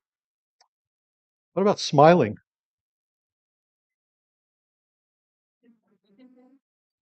Isn't it amazing we get along with each other or try to in terms of this stuff? What about names? So people are in the waiting room and they're being called in. Should they be called by their first name or their last name? What do you think?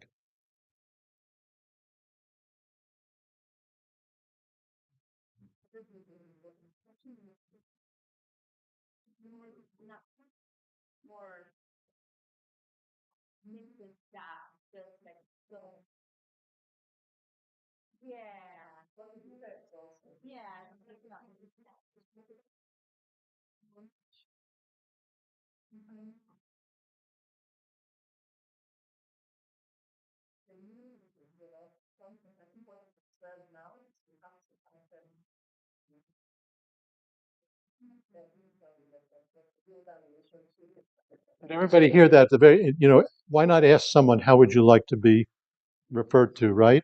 In terms of that.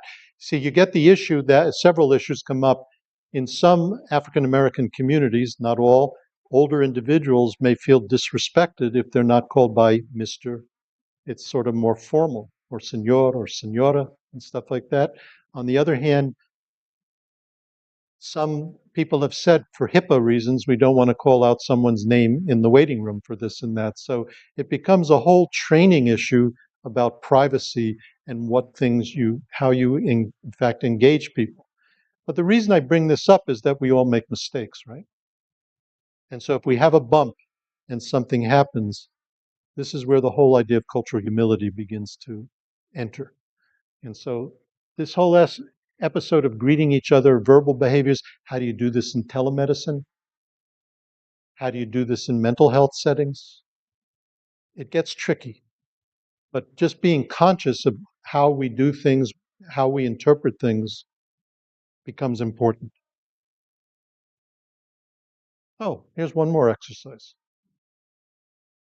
Turn to a partner, and with your hand, the finger, I'd like you to draw a capital E on your forehead so it can be seen.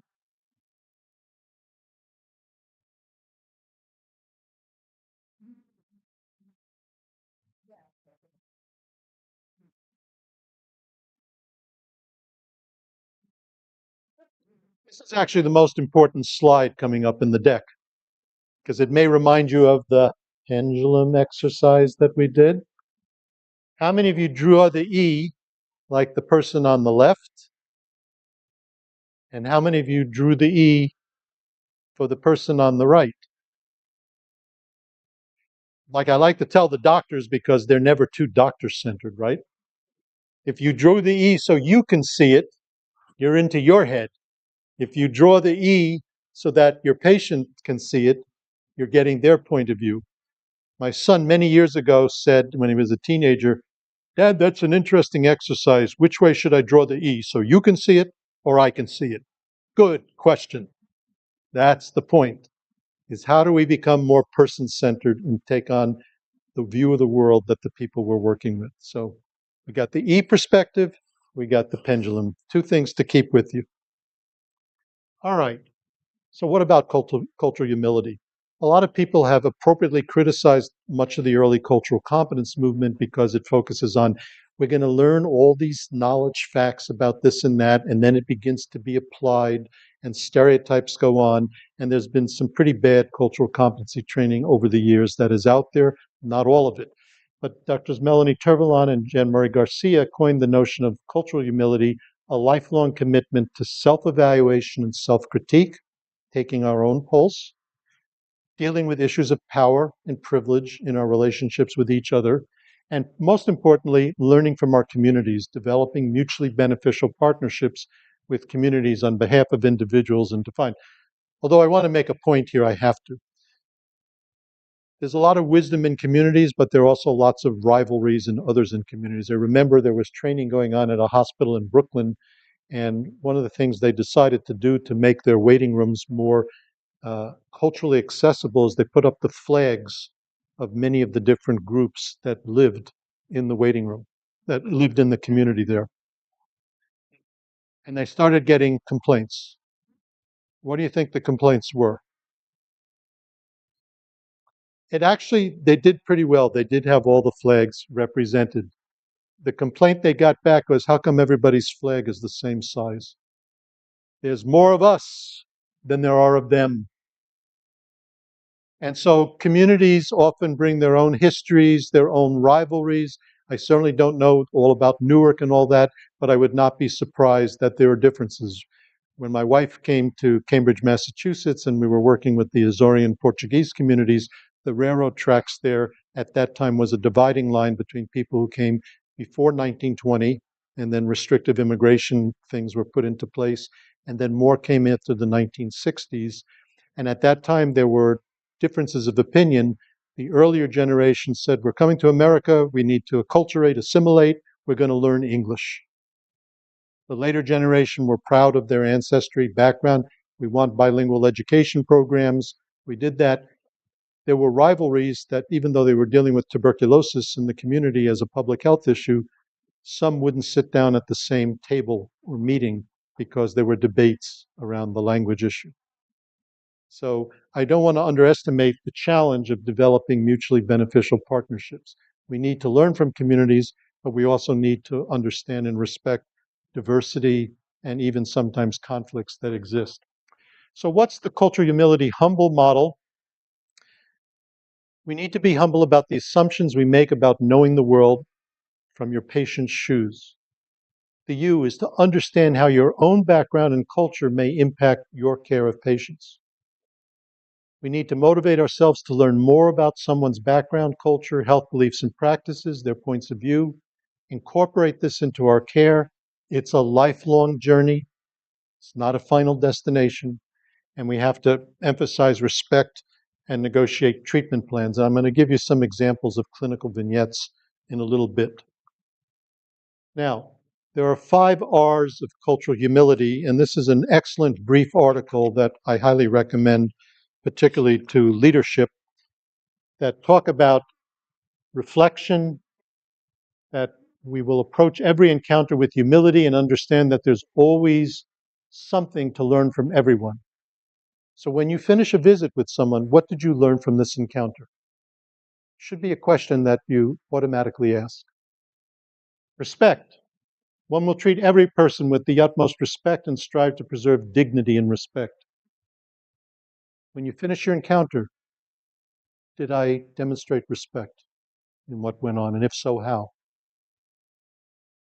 Regard. You'll hold every person in the highest regard while being aware of and not allowing unconscious biases to interfere in any interactions. Become aware of the unconscious biases as we spoke. One will expect cultural humility to be relevant and apply it to every encounter. So how will you do it? and then resiliency, the practice of cultural. So your own personal resilience. We're all dealing with burnout, with moral injury, with the challenges. I personally believe that when we do these sorts of things, it actually strengthens us in what we do.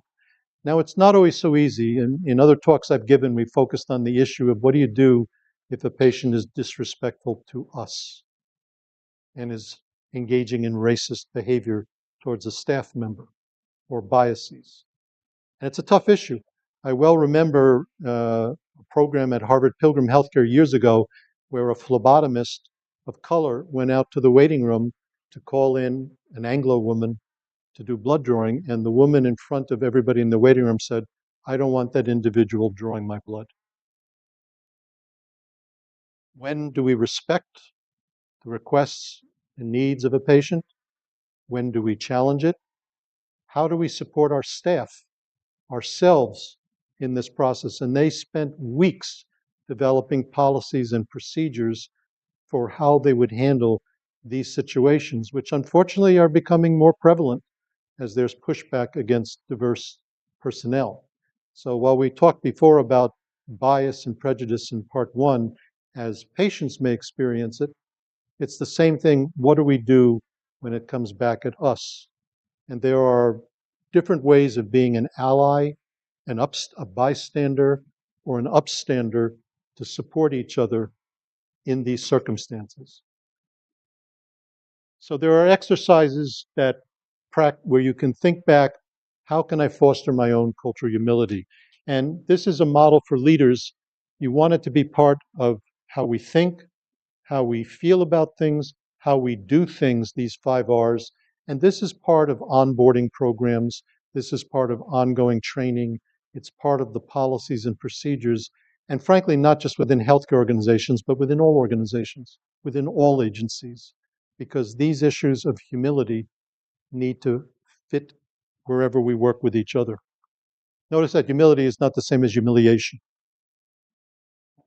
I want to just, this is a wordy slide, but it makes an important point because I get very worried about cultural competencies passe. Now it's about cultural humility. And this sort of evolution in my generation grew up more with the cultural competency piece, but recognized the need for both. I want to read this thing about cultural competence or cultural humility moving beyond the debate. We believe it imperative to find a road around the false choice between cultural humility and cultural competence. Both concepts grew out of increasing recognition of the need to reflect on and address our group, what's that? Our own biases and actively seek to understand and address the culture or social realities of diverse individuals and groups and communities with whom we in our groups and organizations interact. While typically focused on building understanding and bridging differences based on race and ethnicity, both cultural humility and cultural competence also have profitably been used to encourage self-reflection, reflective practice, respect to inequitable power, privilege, and injustice. Both concepts increasingly have a place. And so what I like to say, you can read the rest, is if we get caught in either or choices and don't move to both and approaches, we may end up, unfortunately, with neither nor. From either or to both and to avoid neither nor. So what are strategies and resources providing culturally effective patient and family-centered care? So what I want to do now is share 2 mnemonics, and there are many others that are out there that have been very helpful. One is called Ethnic, and one is called Bathe. The Ethnic mnemonic is a tool where when you're working with a patient, you can try to find out what their own ideas are about what may have caused a problem, how they've treated it, what they call it, what treatments have they tried, what healers have they gone to. You then try to negotiate some common ground to the degree possible. Your intervention may be medication, it may be counseling, it may be education, it may be spiritual, it may be family, social, and collaboration is who do I need to work with in the process? Maybe pharmacist, maybe a disabilities counselor, a case manager, a nurse, psychologist. all the different folks there. And so the ethnic mnemonic helps patients teach us what may be relevant for them and what's going on. Now, can anybody think about a problem with asking patients what they think may have caused their problem?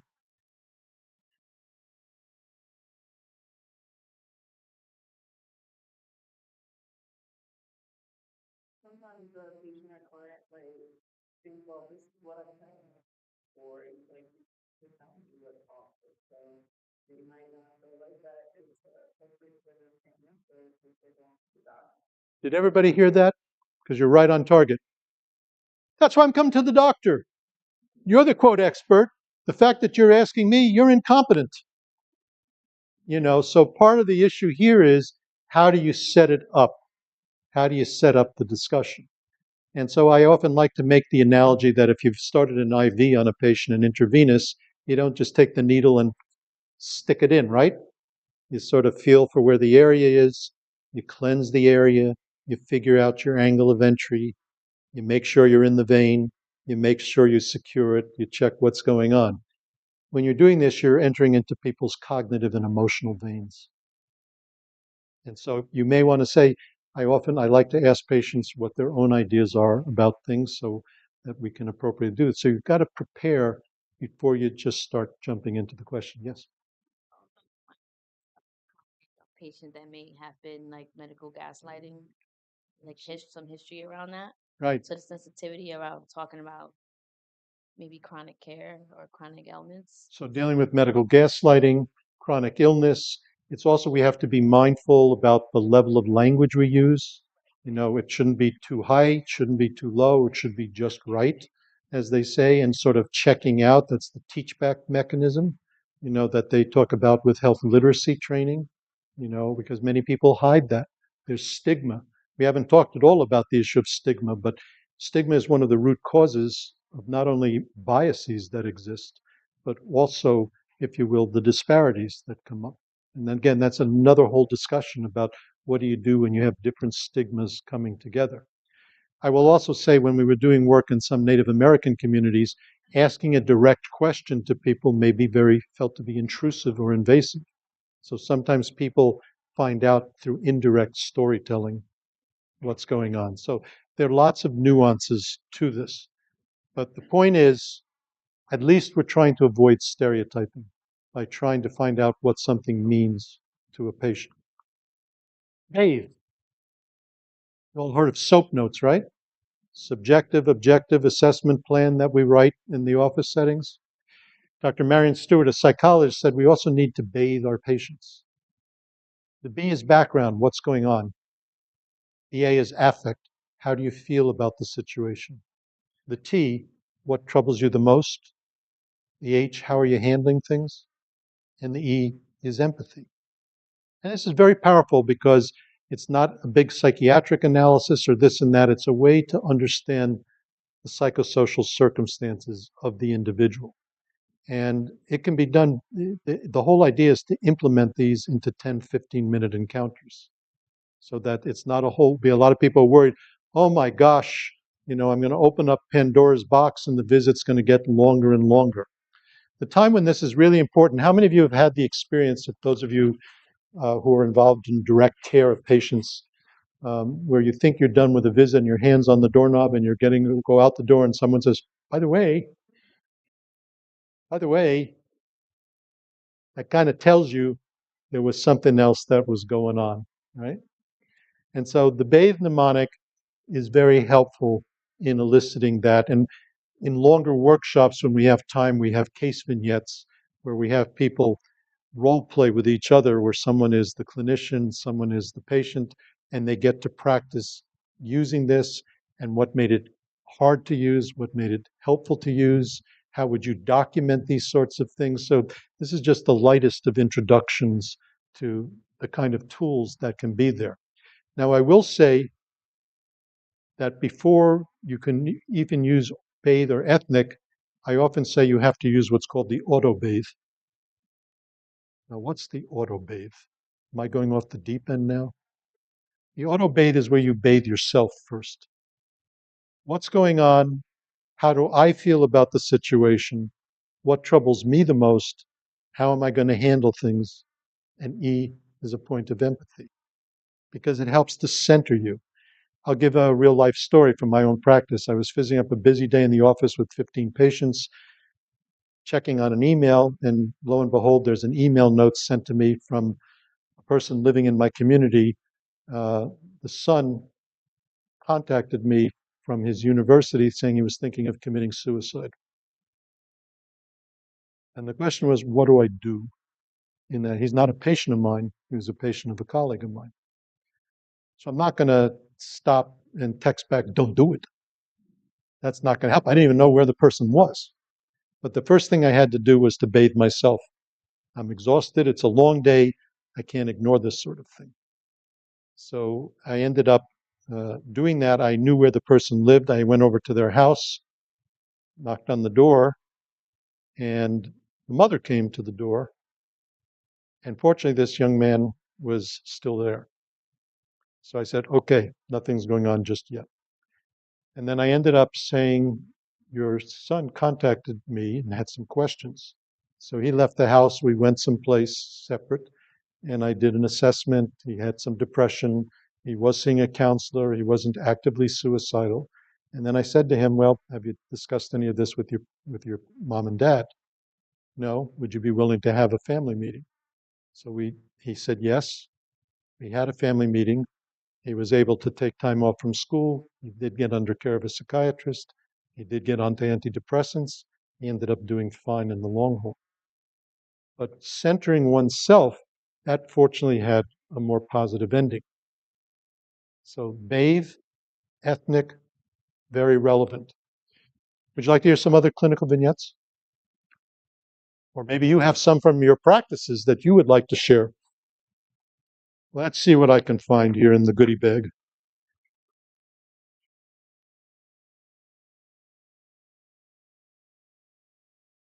I wanted to find some that were particularly relevant to pediatrics. And of course, what did I do? Here they are. A 6-month-old Latino infant is brought in for a well child check. You notice a red string around his wrist with a large seed-like charm dangling from it. Viewing this object as a choking hazard, you tell the parents that it needs to be removed. They appear surprised and offended by your request, and later tell the nurse that you treated them rudely. How would you handle that situation? Think of ethnic, think of bathe.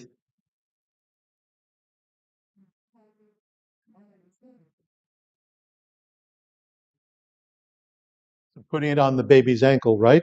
Interesting idea and all that, yeah. By the way, what is it being used for? Right. So the question is, one might ask, with the explanation, I noticed that you have this thing hanging on this area. Teach me some more about that if you'd be willing. And of course, you have to be careful, because if someone opens up, if someone laughs or ridicules or stuff like that, that will certainly shut people down. They're dealing in this case with I'm not going to pronounce it, but in Portuguese it would be mal olhado, mal de ojo, evil eye, mal de ojo, right? Awareness of mal de ojo would have allowed you to recognize the charm worn by the boy was placed there to protect him. With this knowledge, you would have been better able to negotiate with the family, perhaps by suggesting the string be used by itself, as sometimes done, instead of asking the entire bracelet be removed. You could have asked to see if it could be worn on a different part of the body. This would have greatly enhanced your interaction with the patient. The ultimate outcome may have been better.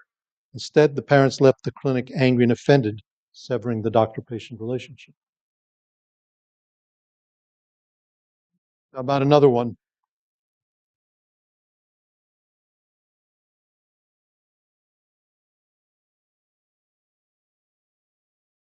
This one will be a 1-year-old Hmong, Laotian mountain people boy, for a well child exam. You note that during his mother's pregnancy, she tested positive for hepatitis B surface antigen. The child received hepatitis B immune globulin and vaccine at birth, as well as follow-up doses of the vaccine. You recommend performing a blood test to confirm the infant did not contract the virus, that he has responded appropriately to vaccination. Because the parents balk at this suggestion, you try to convince them of the necessity of the test. As the discussion proceeds, the family grows more and more agitated until at last the father rushes out of the clinic with the child in his arms. So what do you make of that?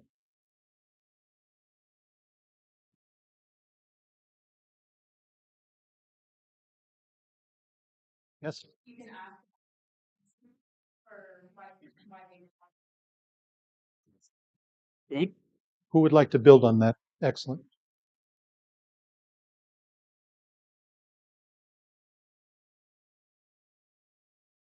Have you run into these situations? Not yet, huh?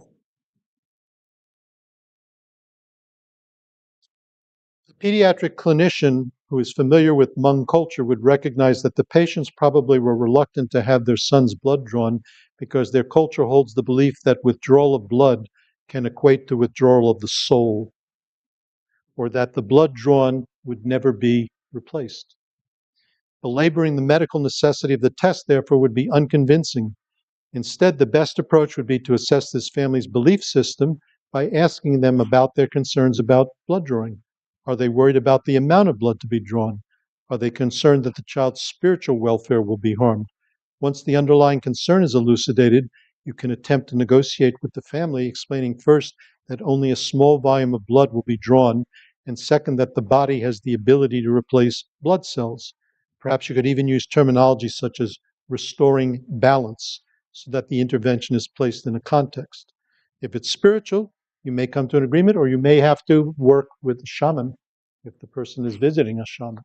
So again, in those parts in Minnesota where we were dealing with this, or in parts of California where there are larger Hmong communities, one has to begin to learn what the beliefs are, and again, not to stereotype, because not everybody from the Hmong community holds all these beliefs. There are generational differences, depends where people came from, first, second, third generation.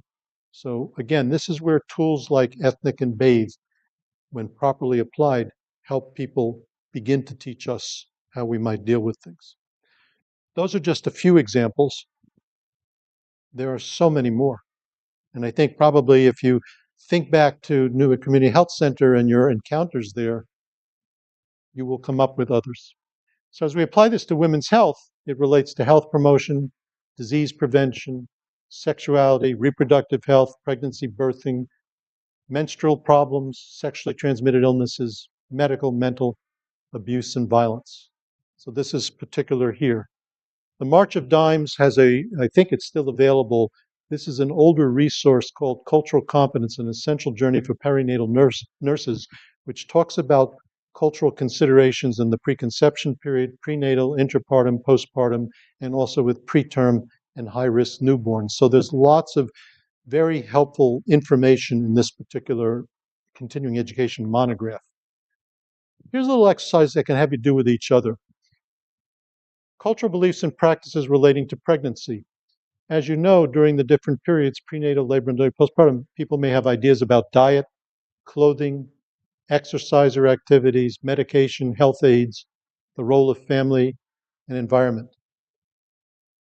Why don't you, at your table, spend a few moments and maybe let's have, you can combine there. I don't know if you would like to be part of it as well, but let's have your table deal with prenatal, your table deal with labor and delivery, and these tables here deal with postpartum. So spend a few moments and think about growing up from your grandparents, your parents, or yourself, if you've been through the birthing experience. Did you have ideas about what you should and shouldn't eat? About what type of clothing you should wear or not wear? What about exercise you could do or not do? Medications, the role of your family, the environment. Sound good? So just share with each other.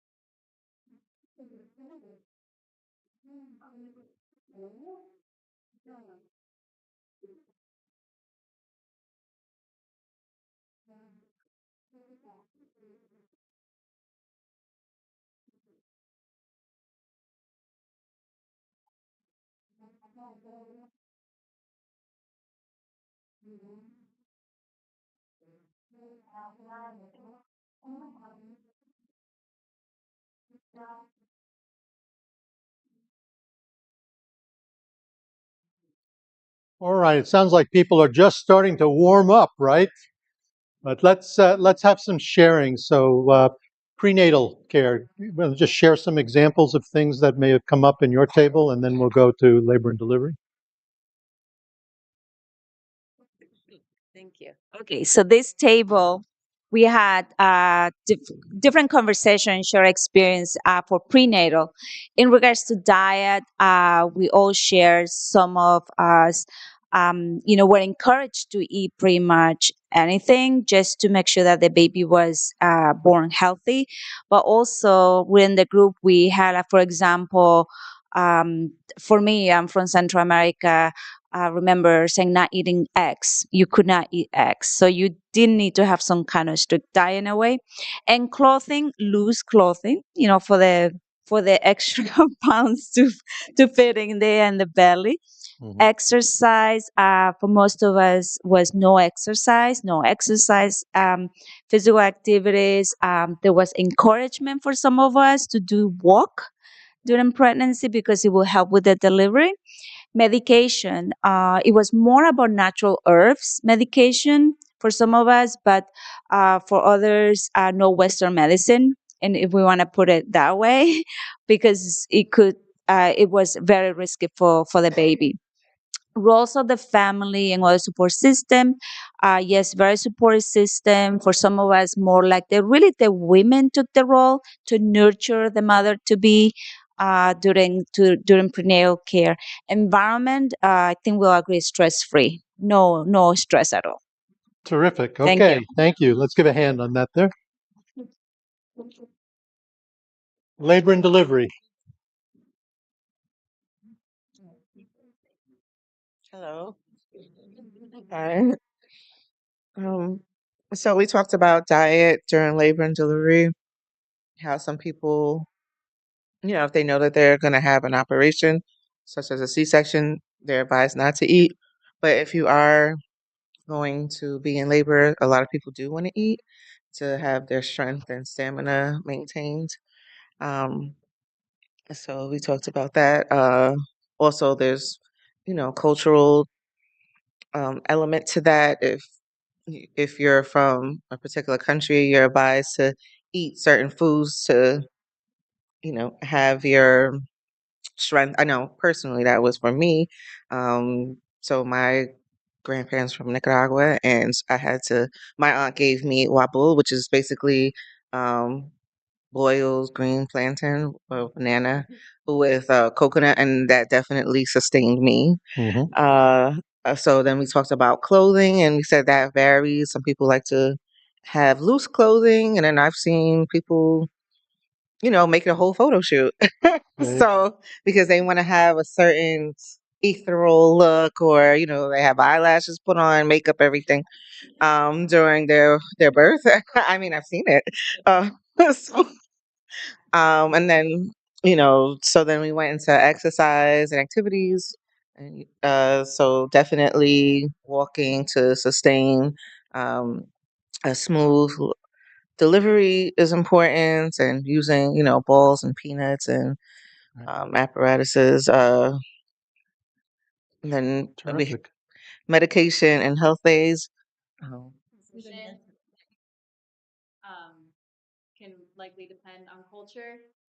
Some traditions. Oh, do you want me to speak in the mic? Sorry. Yeah. Birthing positions. I imagine in some cultures, perhaps being on all fours versus I know being on one's back was a tradition started with one of the French king. Yeah, patriarchy, all that good stuff.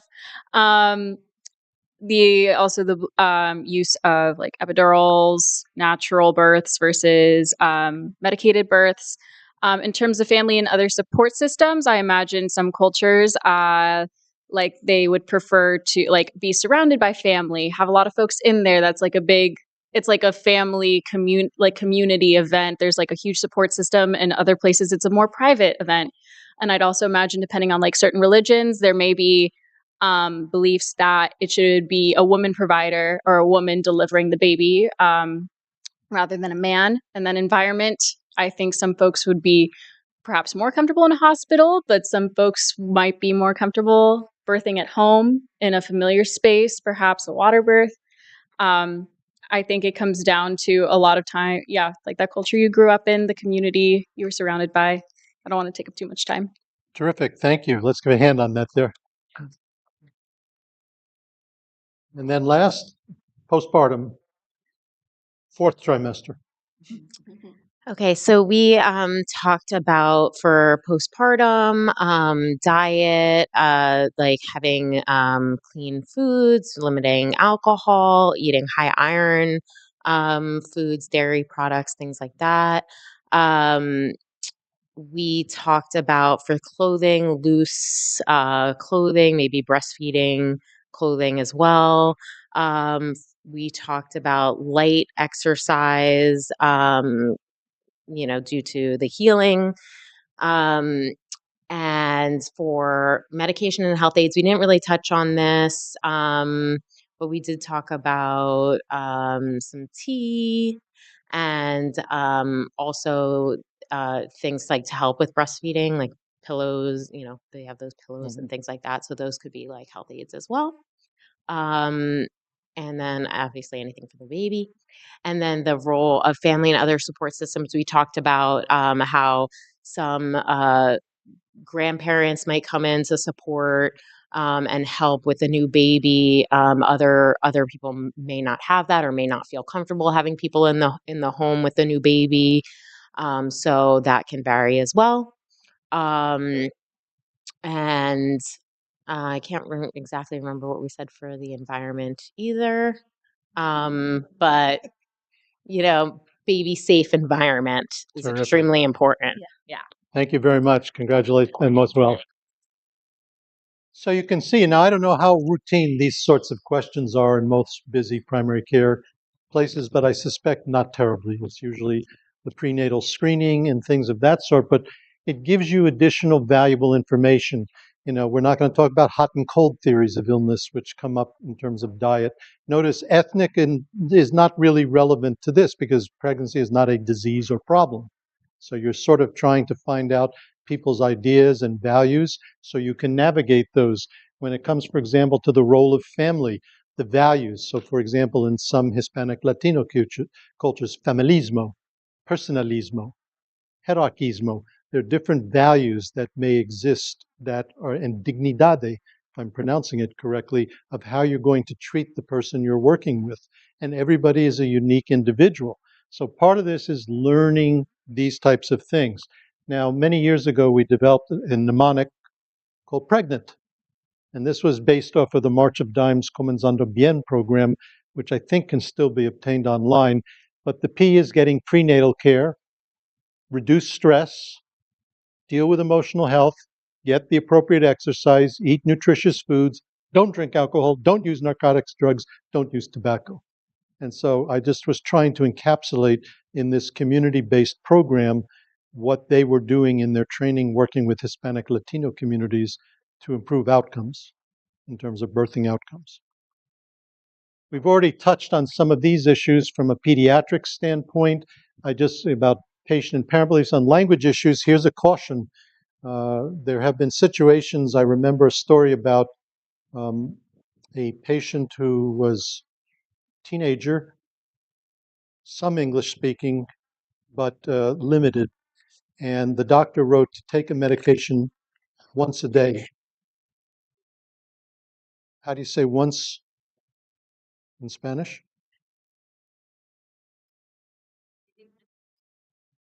Right, so dialect matters. But the person wrote down in English the prescription once a day, and that was interpreted as onze. And there was a severe overdose, and I don't remember if the person died. But the thing was, the English was not translated into the language, and the person, bad outcome. There are other situations that have been written about based on misunderstandings of terminology, and that's, as I say, its own talk. Folk illnesses and remedies. Here's one other case I'll just mention.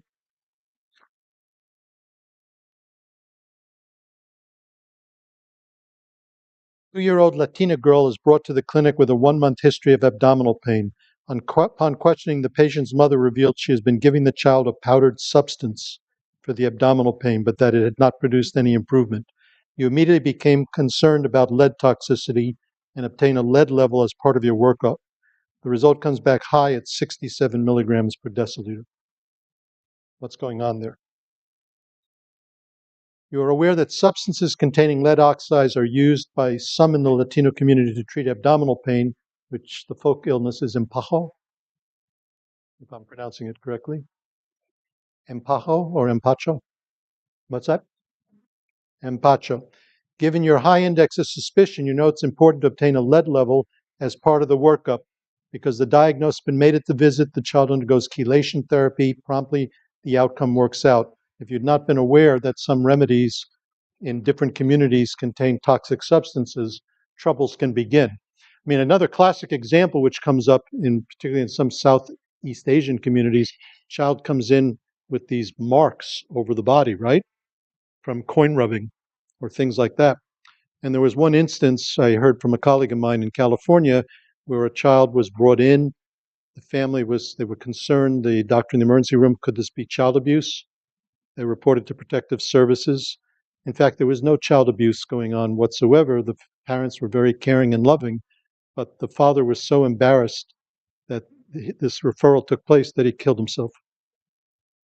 So the misdiagnosis of a traditional therapy had a terrible outcome in that circumstance. So it really behooves us, to the best of our ability, to learn about these different types of issues, different folk illnesses like susto or caída de mollera, all in fontanelle, that exist in some groups. Again, not all.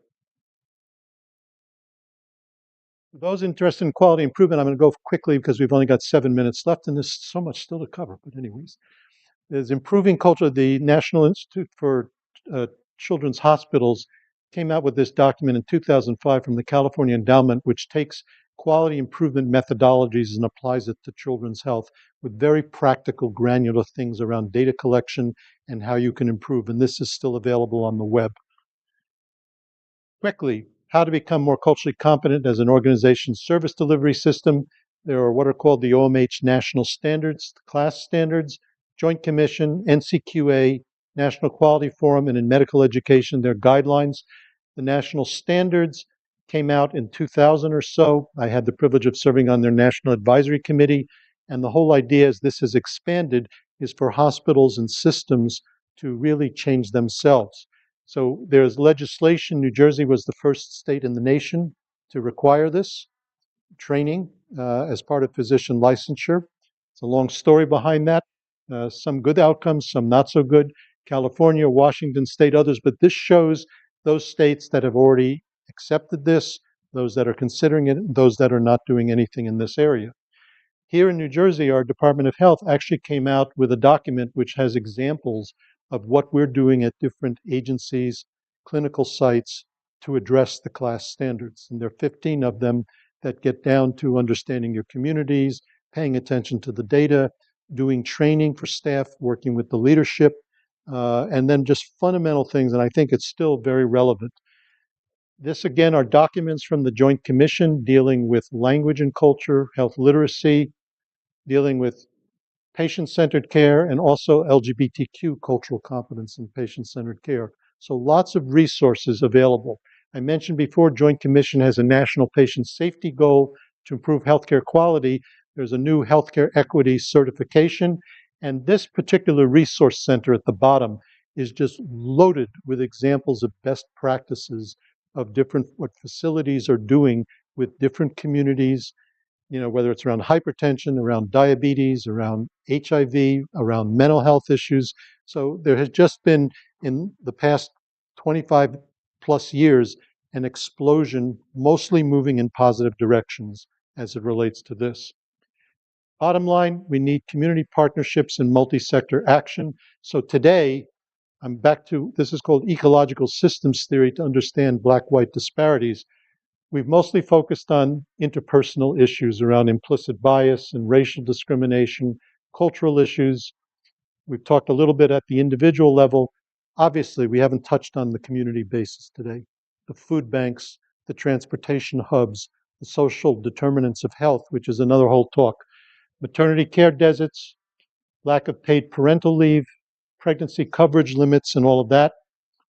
Historical and contemporary structural inequalities, prenatal, labor and delivery, postpartum, vulnerable populations, how do we deal with it, social determinants issues, and how this moves us to maternal health equity. So again, the references on the bottom of this are not just theoretical. They are examples about what people are doing around the United States in different specialty areas to try to make a difference. And we can and we should be doing this here in our state. And fortunately, we are. And as I said, there are other people with much, much more expertise, in the perinatal consortia, northern group, the central, the southern group, who have spent their lives dealing with this. So I'm sort of the novice, things we're learning from them.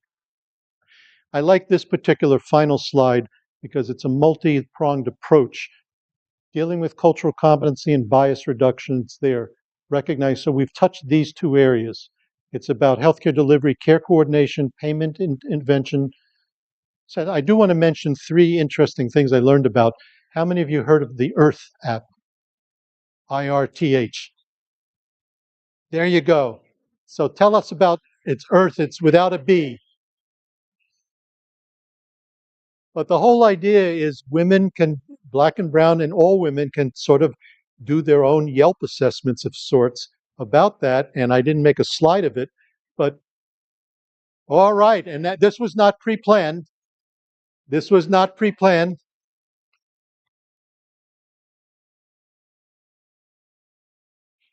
So the point is, this is a chance for women to directly weigh in on these very important issues. I would also say at Boston University, there's something called the GABBY system, GABBY, for preconception care at the Boston University Medical Center, working with young Black and African American women. And as I mentioned, with regard to the fourth trimester, the American Academy of Family Physicians and ACOG have something called the Implicit Network Toolkit, that they are bringing out tools and practical things that can be used in different settings. So as you can see, much more to say. Georgetown University National Center for Cultural Competence. These are some examples of resources, self-assessment tools for organizations providing primary health care. There's a cultural competency health practitioner assessment here with relating to sudden unexpected death and maternal mortality review, how this can be done in a more culturally and linguistically appropriate fashion. So you don't have to reinvent the wheel. People in other places have developed questionnaires, things that can be applied if organizations have the desire to do it. These are education programs, class standards. I want to particularly call out the class in maternal health care free CME training program. All of these are free. They're things for physicians and nurses as well. First responders. At Robert Wood Johnson Med School, our library system has actually got a website that has all kinds of resources on health equity, implicit bias, microaggressions. So again, don't have to do it all. There's so much here in New Jersey. I'm going to close. I'm not going to play Aretha Franklin's Respect, nor am I going to try to sing it. I don't know if they're, nor that, but I want to say that it's about the respect model. How do we develop rapport? How do we demonstrate empathy? How do we provide support to the people we're working with, each other, partnerships, explanations, cultural competence, cultural humility, trust. It's about respect, right? Key take-homes. We need to create learning environments fostering safety, trust, respect, within group diversity, often greater than between group. There's no cookbook approach to treating patients, although those of you that are gourmet cooks, you can add things into the recipes and modify them, right? Assets and strength-based perspective. So we shouldn't apply deficits models. We need to look at the strengths that exist in all groups and each person. Each encounter is cross-cultural, and it's a lifelong journey, not a final destination. My final exercise, because we're at 1 o'clock, I like to ask people if you have a preferred image of diversity, and there's no right or wrong answers here. How many of you, raise your hands, I invite you, would say we should be like a salad? I choose that now because lunch is around the corner, right? How about a mosaic? Like a mosaic.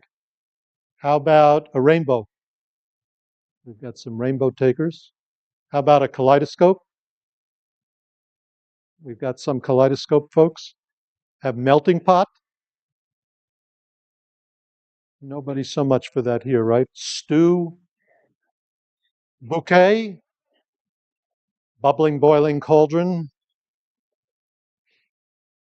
So it's interesting. The people who like salad, so what's nice about the salad is you can taste each of the individual elements and stuff like that. But let's say your clinic is in an area where people are speaking 50 different languages.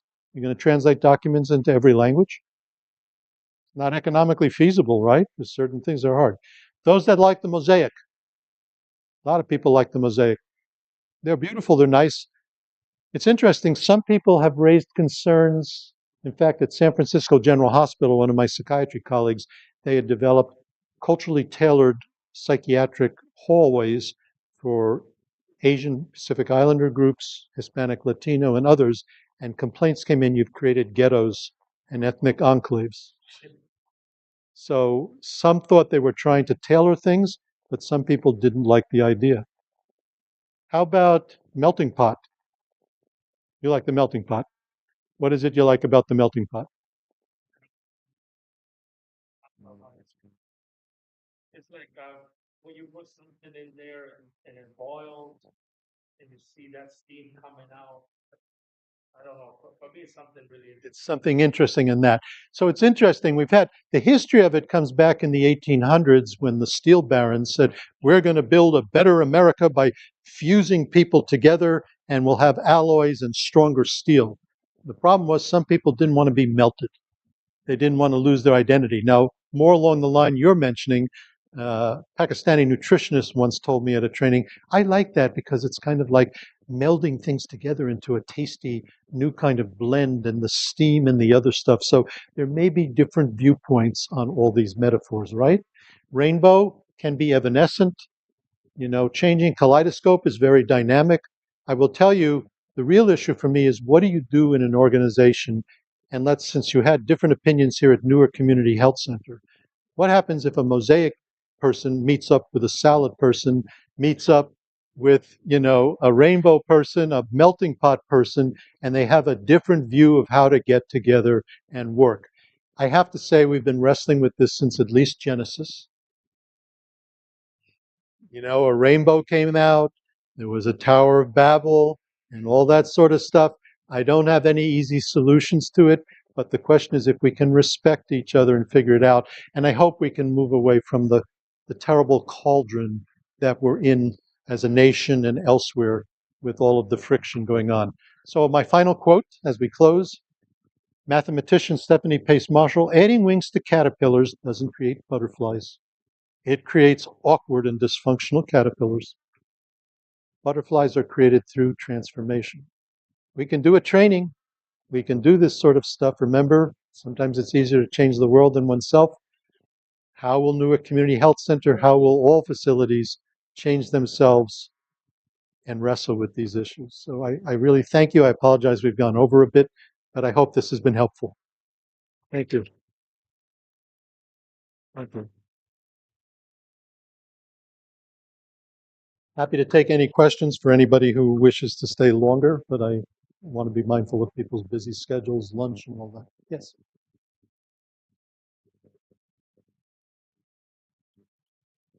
I just wanted to add to the context of today's topic. So this is NICU Awareness Month, right? And I'm personally affected by having a child that was in a NICU 3 years ago. So next month is Halloween. And so 3 years ago, Halloween, and that's not a holiday that I celebrate, but also if I do dabble in it, it's definitely not like with witches and anything like that, right? And so one day I came in to see my daughter because, and it was Halloween. And, I bought her like a little pumpkin outfit, something that I think is appropriate for a child. Yeah. And so on top of my baby's bassinet, her isolate was a witch's costume. And it just literally broke me down because I was already having a difficult um, experience there. And then to see the witch's costume on my daughter's isolate, I just couldn't believe, like that just sent the biggest triggers through me because of everything that kind of was just building up anyway.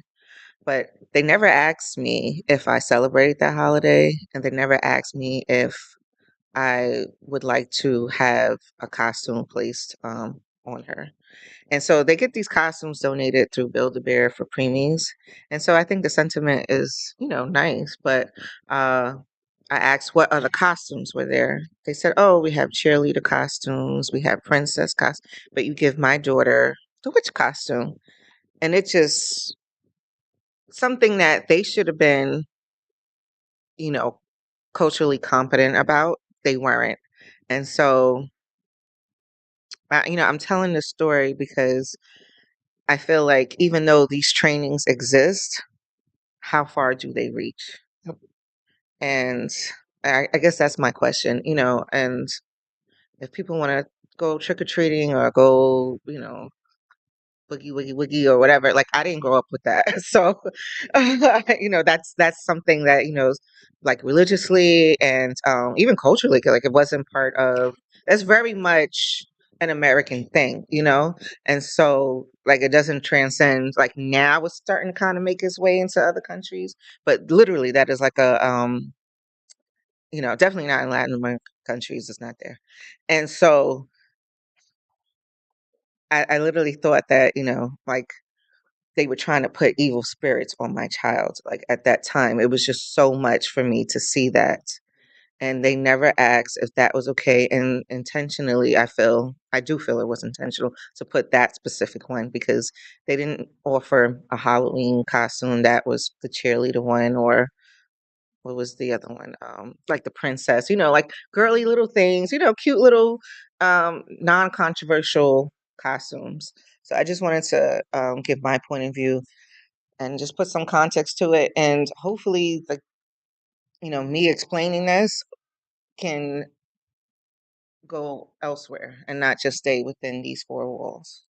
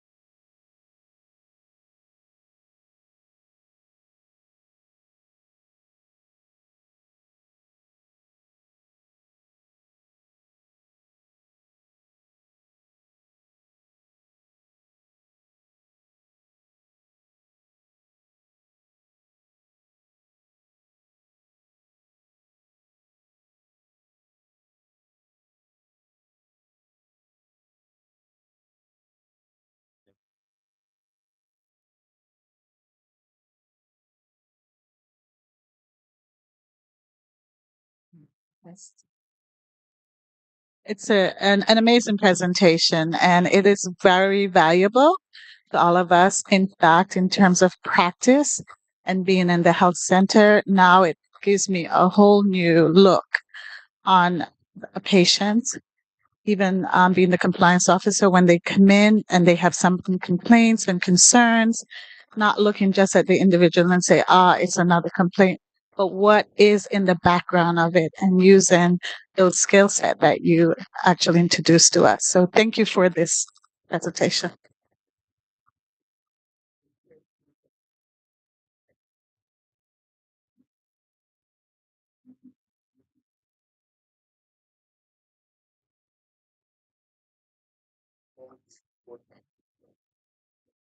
I think, and that's why I said there's a lot of more than when I retired from medical. I mean, if they like solar, so it was when it's solar, it's the Jedi, right? Of course, you know what Jedi means. Say it louder. And inclusion. Right. So coming out of the session today, we can all be the best type of Jedi warrior. The only thing I'm going to add to hide is keep to be connected with each other. And, we'll hope for the best. Thank you so much. Okay, thank you so much. Thank you. And I want to thank Rick for all his help with making everything work from the AV standpoint, and terrific. Thank you. So thank you so much. We want to thank Dr. Light for his wonderful presentation. I think a lot of us think about this every day, but we have never put it together like the way you present it to us. So on behalf of Newark Community Health Centers and the Board of Trustees, I want to thank you for this amazing presentation. I want to also thank HRSA for making sure that this is possible through the funding of our Catalyst grant. Without HRSA's funding, there's many things we could not do. And so we want to tell that we're grateful for the funding from the Catalyst grant so that we could actually present this to you. Most importantly, Newark Community Health Center is a federally qualified health center that serves this community. And we take this job very seriously. And since 1986, we've been providing culturally sensitive health care to the people of the community. So this is critical. And the way how it's presented, the one I thank you, it was culturally sensitive. It was presented in a manner that we all understood. Let us all take this back to our community and share it. Because as you said, it's easier to change the world than to change ourselves. So we have to start with ourselves. So we're going to practice. We are going to practice. So thank you for coming today. I hope that you found this useful. I think you did. And for all of those who are on people online, I want to thank them for listening. They took the time to listen, even though they could not be here at the library. Take it back to your community, take it back to your homes and share it.